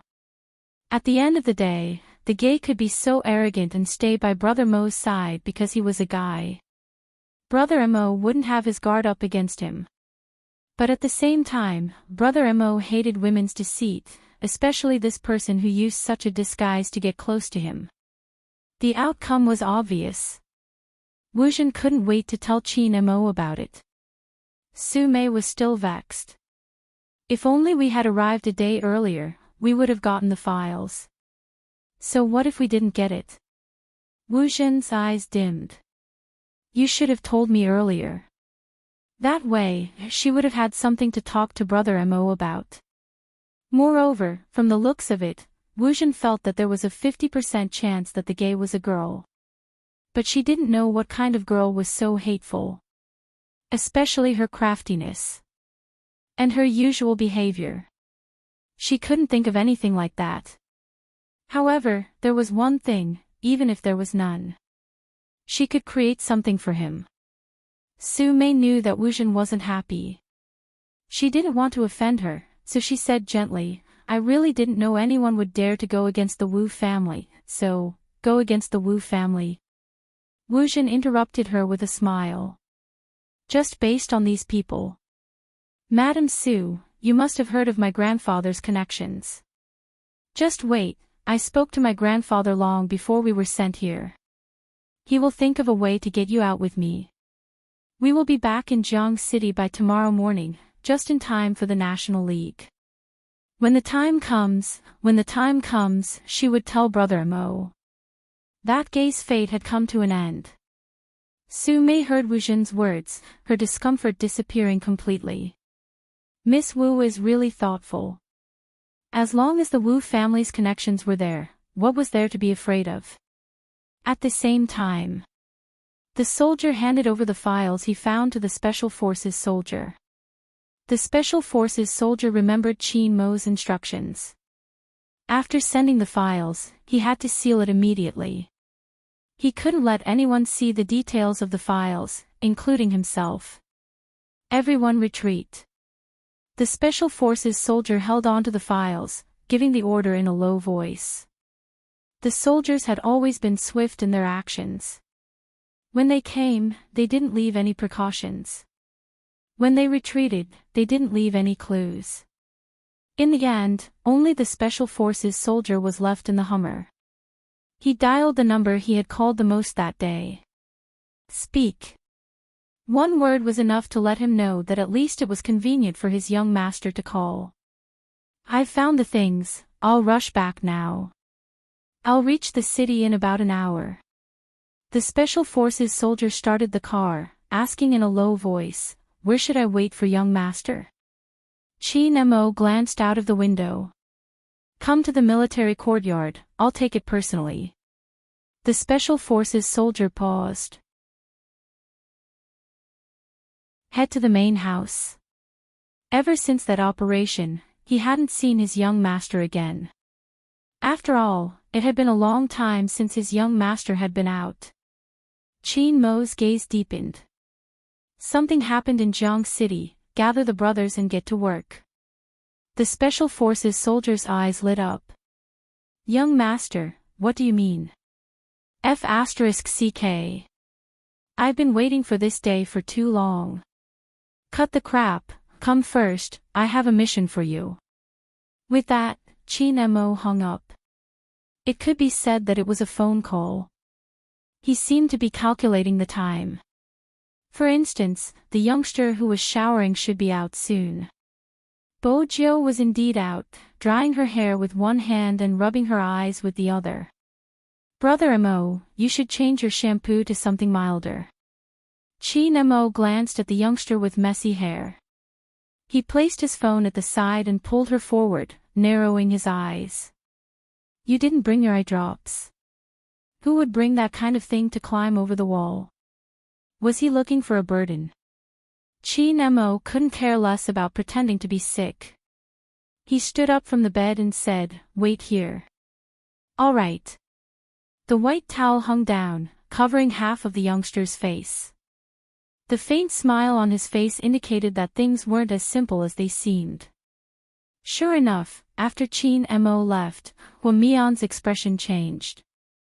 Bo Jiu glanced towards the phone on the bedside table. She wanted to unlock it. Her hands were itching. It was because of little Huang's phone call. It was obvious that before this, the Almighty hadn't contacted the crime squad. That was the problem. If he wasn't from the crime squad, who exactly had the charm to make the Almighty send her messages and occasionally pick up her phone? She didn't bring her tools. But with her knowledge of the keyboard, it wasn't impossible. It wasn't impossible to get the password. As a qualified international hacker, she still had the basic professional ethics. For instance, she used the material she could find. Bojo took out the transparent tape she had taken from the bottom and stuck it vertically on the phone screen. Then she stretched it. The fine sweat on his fingertips would definitely leave traces on the phone screen if he were to unlock it often. Even a clean person like the Almighty couldn't prevent his body temperature from rising. To a normal person, even if they took the items out, they wouldn't be able to tell anything. But Bojo wasn't a normal person. She was more sensitive to the numbers on the screen. She was more sensitive than anyone else. The white towel was still on top of her silver head. Her beautiful eyes narrowed as she identified the numbers one by one. Then, she pressed the button. 520999. The moment the phone screen lit up, the youngster paused. The youth paused, the tips of his ears turning red. The password. She didn't have time to think about anything else. Bojo glanced at the call history. As the young lord of the hacker world, Bojo would always have skills that normal hackers wouldn't train. Mental arithmetic, memory, and sensitivity to numbers. These were things she had learned since she was young. With a glance, even if she couldn't remember everything, she could still remember the general idea. She wanted to find something. But it was obvious that with the Almighty's style, he wouldn't leave any clues on his phone. There was only a string of numbers. Who exactly was he? The moment the thought entered her mind, her left ear twitched. There were approaching footsteps. Bojo slid her fingers, returning the phone screen to the main page. She pressed the white towel on her head with the other hand, sitting on the bed in a carefree manner. Chi Nemo walked in, glancing at the youngster. He reached out and pinched her chin, ordering calmly, "Raise your head." Bojo was obedient since she had just done something bad. She raised her head carefully, smiling at the Almighty, the type that thought she was handsome. But the Almighty didn't know what was good for him. His beautiful brows arched. "What did you do? Why are you trying to please me?" "Bojo, it seems like you really did something." Chi Nemo watched her reaction, sweeping a glance towards the bedside table. "The position of the phone, it wasn't like this when I went out. It seems like wall-climbing students like to go through other people's things. In that case, you should know the password, 5209. When Bojo heard the password, she coughed instinctively, feeling as though she was choking. Chi Nemo continued to pinch the youngster's chin, tilting it upwards. He was nonchalant, his handsome face inching closer, his breath hitting her face. "Honestly, are you trying to decipher all the password-protected items in the room because you want to hear my confession?" Bojo. The Almighty's ability to backstab her. "I clearly returned it," Bojo muttered. She really couldn't tell which part of the phone had moved. "MMH." Chi Nemo turned, his fair fingers pointing. "It's about a centimeter away." "Bojo. That little distance. You wall-climbing students won't be able to tell." Chi Nemo didn't forget to attack her. After all, it's the difference in distance, and to a certain extent, it has to do with physics. Bojo was completely listless. Chi Nemo was still sizing the youngster up, chatting casually. "How did you decipher the password?" Bojo had lost all hope in life. When the eye drops landed on her eyeballs, she felt a stinging pain. She raised her hand and pointed at the tools in the bin. "Don't blink." Chi Nemo fixed the youngster's face, not forgetting to sweep a glance over. "Tape. That's a smart idea, there are deep and light marks on the phone screen, perfect for deciphering the password. Did you cheat Madame Zhang? If Madame Zhang finds out about your persona, she won't be able to eat you tomorrow. One of Bojo's eyes was shut, leaving the other one. Her cheeks were puffed up, looking like a pretty youngster. My handsome persona is enough, everything else is meaningless. I didn't lie to Madame Zhang, I stole it. Qin Mo chuckled. Does stealing give you a sense of accomplishment? No. Bojo touched her pocket, reaching out to place a crumpled 10 yuan in Qin Mo's hand. I'll buy it at the original price. Qin Mo arched a brow.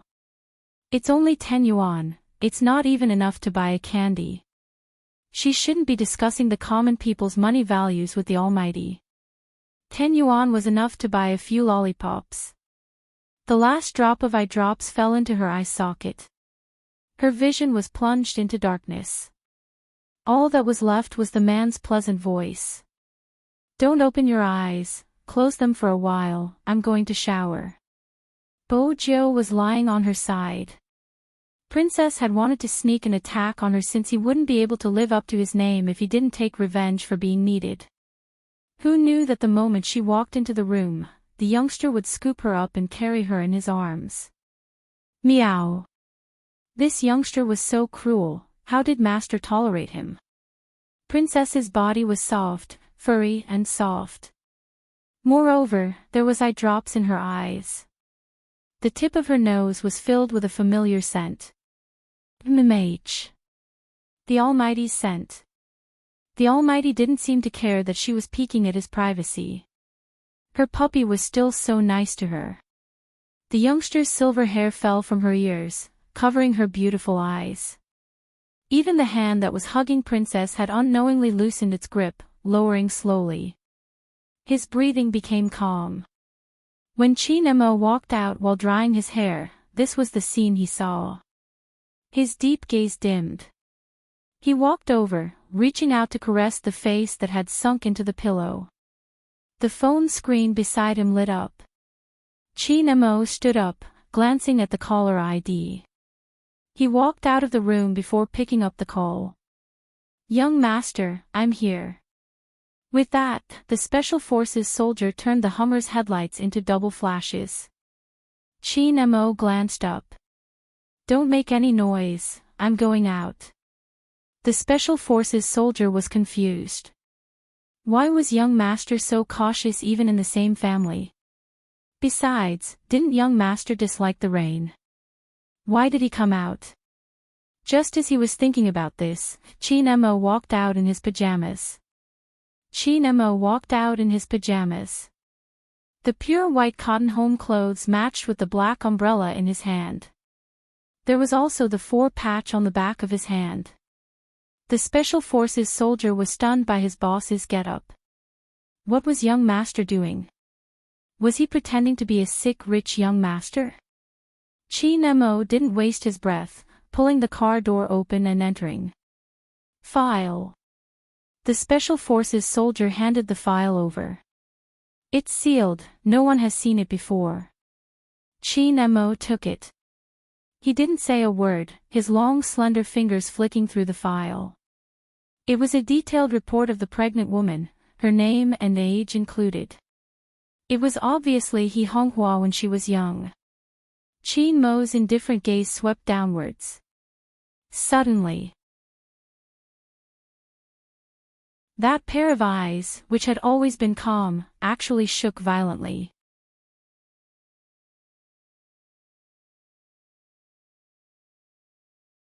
Chapter 779. Under the dim light of the phone. A corner of the file was revealed. On the left was the name and on the right was the gender.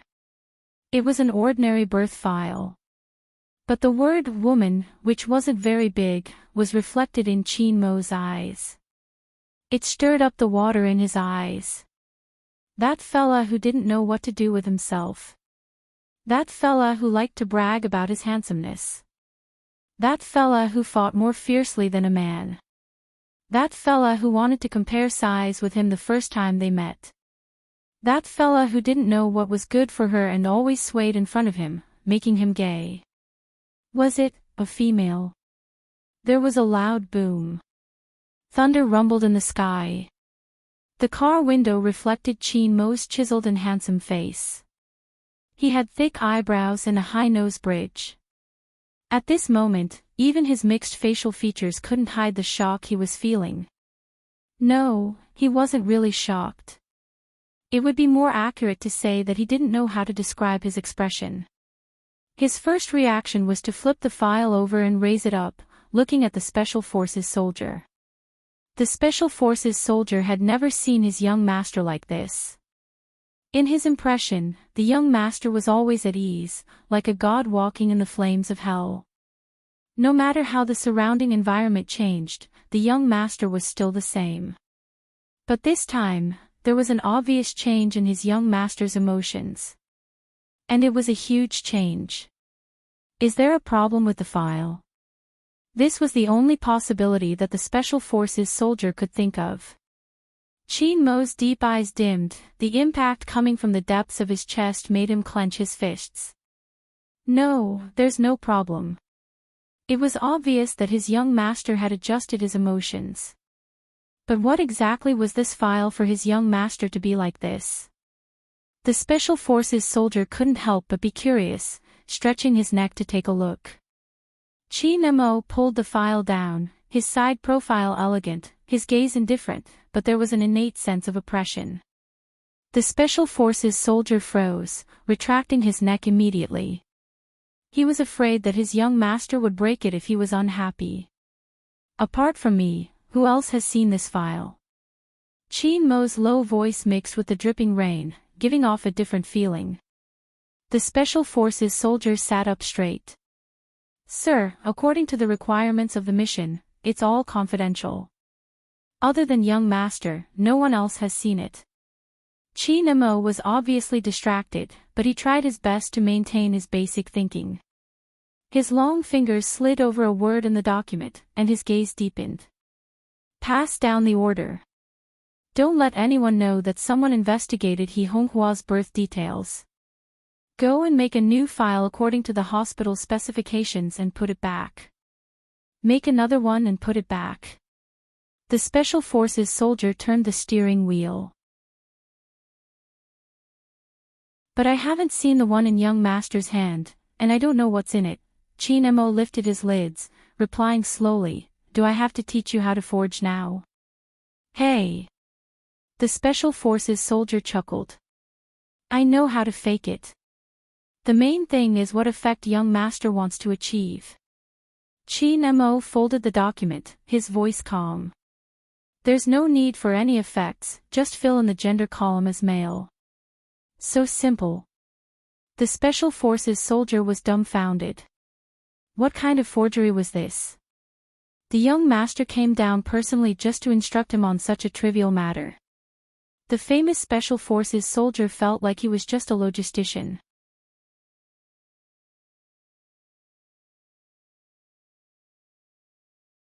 Chapter 780. The soldier's eyes lit up when he heard the last part.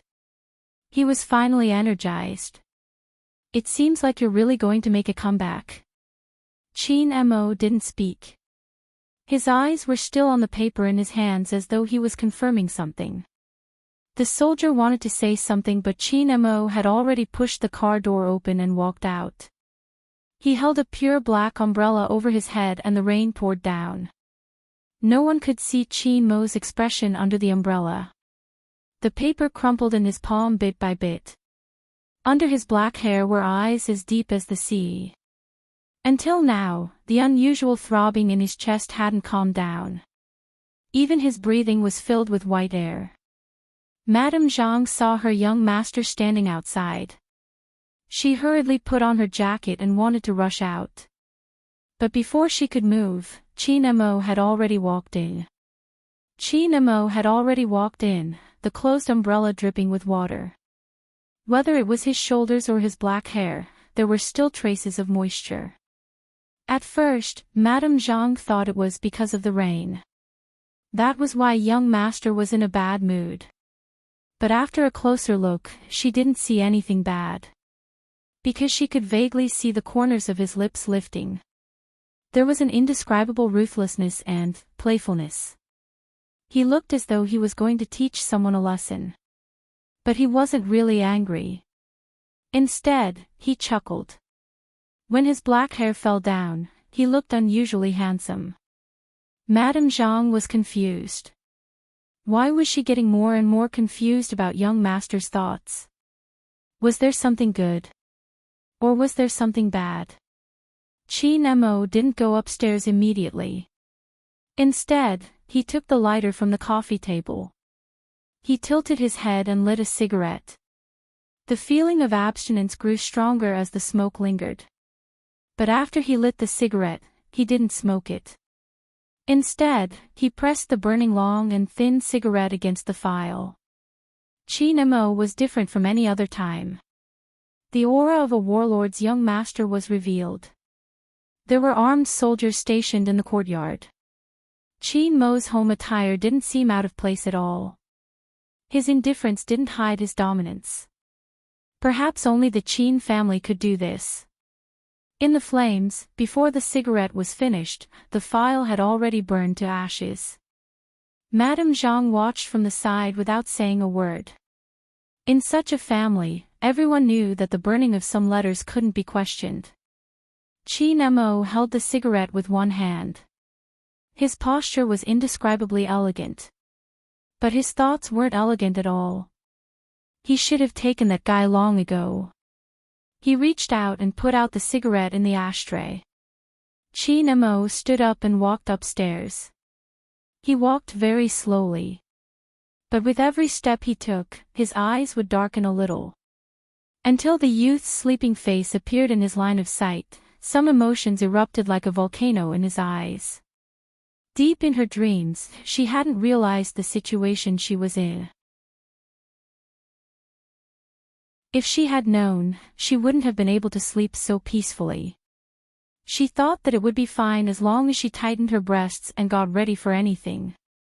Unfortunately, a fatal secret had already been stolen by Qin Mo unknowingly.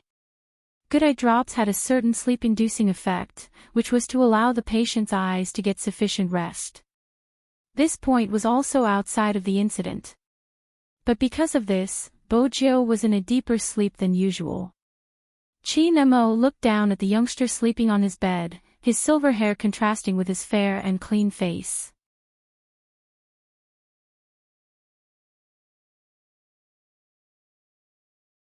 Chapter 781. Gradually, his gaze darkened and even his breathing changed. The usually elegant Qin Mo started to feel thirsty. Qin Mo threw the lighter to the other side of the bed. It seemed to be the start of something. The evil fire in his body surged towards Qin Mo, almost engulfing him. He wanted a more intense kiss, wanted to get closer and even wanted to tear the person in front of him into pieces. Qin Mo could clearly feel the agitation in his blood, the heat coming from all directions, finally gathering at a point between his legs. Qin Mo walked towards the youngster, reaching out to tug his collar open, as though he couldn't suppress the desire anymore. His fingers caressed her waist and moved upwards. He was probably making a final confirmation. To confirm if she was really a girl. His fingers obviously touched the restraint. Qin Mo's gaze sharpened. He pulled out the cloth inside. Bojiu rubbed her head against the pillow, her voice cold and slightly hoarse. It floated in the air, causing the atmosphere to become extremely ambiguous and bewildering. Qin Mo looked at the person in his arms. His eyes, which were as dark as ink, were tainted with a deep darkness. How could he have believed that this was a fake back then? His fingers moved upwards with that strength. It was very light, so light that it couldn't wake the person in deep sleep, but it carried an electric sensation. Qin Mo felt the indescribable smoothness of his fingertips, his breath getting hotter, inch by inch hitting the ear with the black diamond. His eyes watched the youngster's face, he couldn't help but kiss the smooth spot through the pajamas. The youngster's behavior was easy to lose control. Her pajamas were rolled up from the bottom to the top, revealing a pair of semicircles vaguely visible above her tight and fair abdomen. Chin Mo's gaze darkened, his fingers digging in. A certain spot was frighteningly hot. It was impossible for a person in deep sleep to not feel anything. But his eyelids were very heavy. Bojo felt her entire body go soft, but she couldn't tell what was different. When the numbing current rose from her tailbone, she couldn't help but frown. But her body was indeed honest. A girl at this age was like a budding flower, waiting to be plucked. Hence, every part of her body was very sensitive. Bojo moved her legs uncontrollably. She wasn't sure what she was rubbing. But this action was undoubtedly seduction in Chin Mo's eyes. You want it. It was a low word, because he knew the person in his arms wouldn't wake up. That feeling made him want to ignore everything else and just have her. But, compared to a certain someone who was half asleep, he preferred to see someone voluntarily sit on his waist. Especially when she begged him with her raspy voice, saying that she couldn't take it anymore. Chin Mo's throat tightened. His fingers slid downwards, locking onto her thighs. Through the not-so-thick pajama pants, the youngster who wanted to rub against him felt his scalding heat. Just like that, he rubbed against her inch by inch. He didn't know how long it had been before he pulled away and entered the bathroom with a dark look in his eyes. This time, he didn't even remove his pajamas. The cold water splashed on his head, but no matter how hard he tried, it couldn't extinguish the swelling because of a certain someone. He couldn't recall the scene he had seen just now. That annoying look of hers, her pajamas rolled up from her waist, revealing her fair skin, messy hair, slightly opened lips, and furrowed brows. That expression only made him want to destroy her even more. The only flaw was that her eyes were closed. If she were to open her eyes, she would be looking at how hard he was going to take her.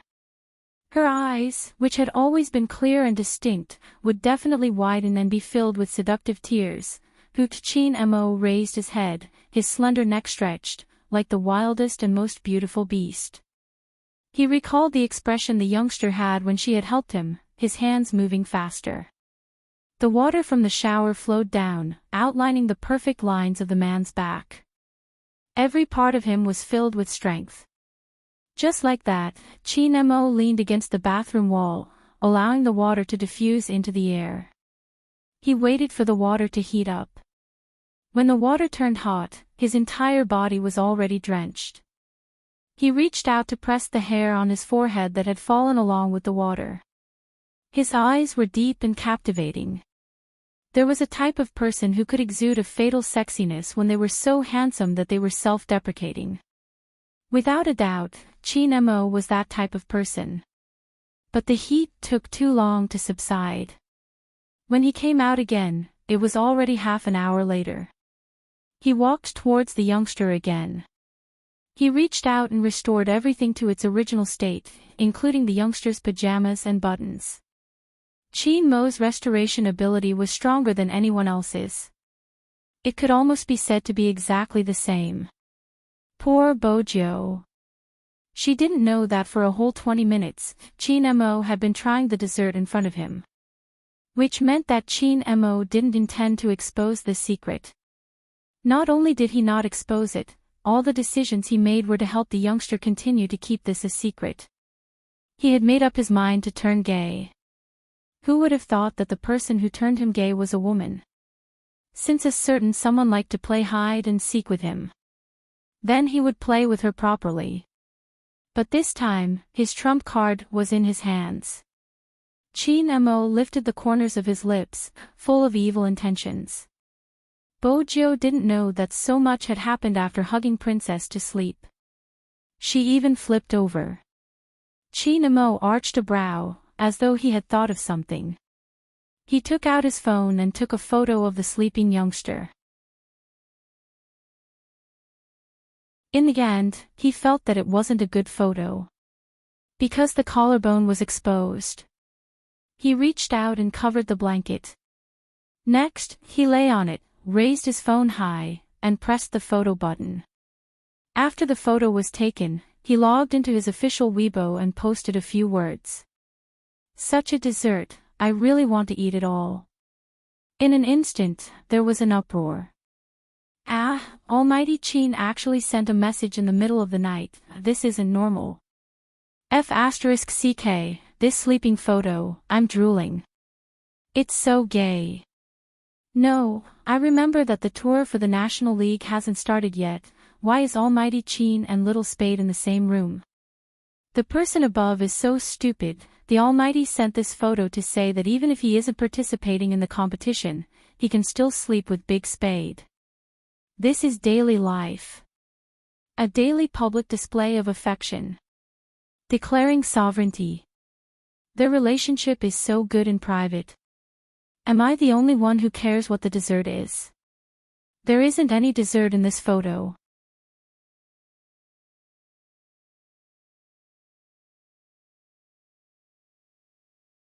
Chapter 782. It was the middle of the night. It wasn't just the fans, even the esports media were woken up by this post. The price of waking up the media meant a lot of accumulated public relations work. Feng Yi had originally wanted to sleep early for a day. After all, the National League was tomorrow. As a manager who had followed Qin Mo, it would be a lie if he said he wasn't excited. Finally, he didn't have a meal but his phone was blown up. Boss Liu, you must be joking. When has Almighty Qin been gay? As for his relationship with Spade Z, you should ask him himself when you see him in the future. As Feng Yi replied, he wanted to rush over to the Qin family. How could such a photo be posted so casually? Boss Feng, don't hide it from me. If young Master Qin really likes men, I'll arrange a few younger ones for him next time. When Feng Yi heard that, he arched a brow and said with a fox-like viciousness, Boss Liu, you should know that Boss Qin doesn't like this kind of thing. You should keep the tender ones for yourself. Last time, Boss Zhang made the decision on his own and sent someone to young Master Qin. You saw it too. Liu seemed to have been choked by this reminder, and he laughed awkwardly. I was just joking. Young Master Qin must be busy with the competition recently. These people just randomly took out a photo and they're spouting nonsense. I'll have a good talk with my subordinates later. Feng Yi chuckled. It's because Almighty Qin and Little Spade have a good relationship and Almighty Qin treats him well. Boss Liu, you can report whatever you want. After all, the kids of Supreme Alliance have a good relationship. I'll try to stick close to the truth. I'll treat Boss Liu to a meal next time. Supreme Alliance has many promotional activities to do. Everyone knew how popular the Qin Group's team was. Any event could cause an explosion of topics. If he could get exclusive publicity, Boss Liu would definitely agree. Don't worry, there won't be any false reports. CP needs to be loved, but there has to be a limit. I didn't expect Boss Liu to know about CP. Feng Yi usually had to deal with one thing before dealing with the other. Boss Liu didn't want to let go of the phone. I can't help it, don't you know how much my daughter loves that Spade Z from your family? She keeps telling me every day that if Big Spade belongs to Almighty Qin, she would be at ease. She even said that Lin Feng and Yun Hu are a perfect match. Why can't they be together officially? Brother Feng, let's make a deal. Can you give it to me privately? Dad, how many times have I told you not to do such things? Our Spade doesn't like it. I'm on the official Weibo now and there will be opportunities to interact with our Big Spade in the future. Don't go through the back door, it's unfair to the other Spade fans. Feng Yi could hear the crisp female voice over the phone. She chuckled. Your daughter is very sensible. President Liu. Was he implying that he was immature? Damn it, he loved his daughter so much that he couldn't even get her an autograph. Dad, tell Uncle Feng that there's no need. Boss Lu smiled bitterly. Brother Feng, you heard it. Feng Yi. I only heard her call him uncle. How am I an uncle? I'm so young. I heard you. Feng Yi wasn't very willing to say these 3 words. You're tuning into the Journey of the Soul YouTube channel. Don't forget to subscribe and join us on this journey to catch the most captivating stories.